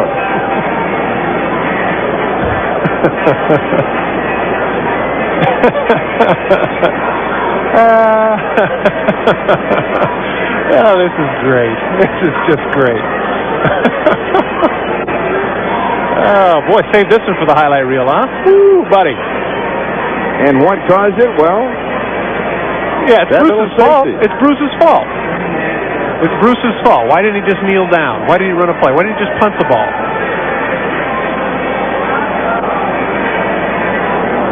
The call was made with 1 second on the infraction left to go. In other words, when he threw the ball out of the end zone, supposedly there was 1 second. There was 1 second. But we watched it go to 0-0-0. Once again, our eyes deceived us, I guess. And now Aguiar is going to punt the ball rather than kick it off from a tee, which he can do in this free kick situation. There are no timeouts left, right? Not to my knowledge. But that doesn't necessarily... Wait, an update in New York. Oh, man. Oh, onside kick. Okay. And the lateral. And another lateral. Oh, hey, that wasn't bad. That wasn't bad. They got it where they wanted. The ball is still live. Here is another lateral. We need another lateral. No, that should go. Oh! Patrick Robinson is left over the 45-yard line. Oh, boy.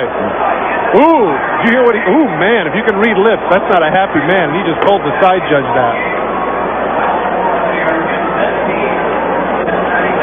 That is officially the end of the ball game. Jets win it. 17. Are you sure?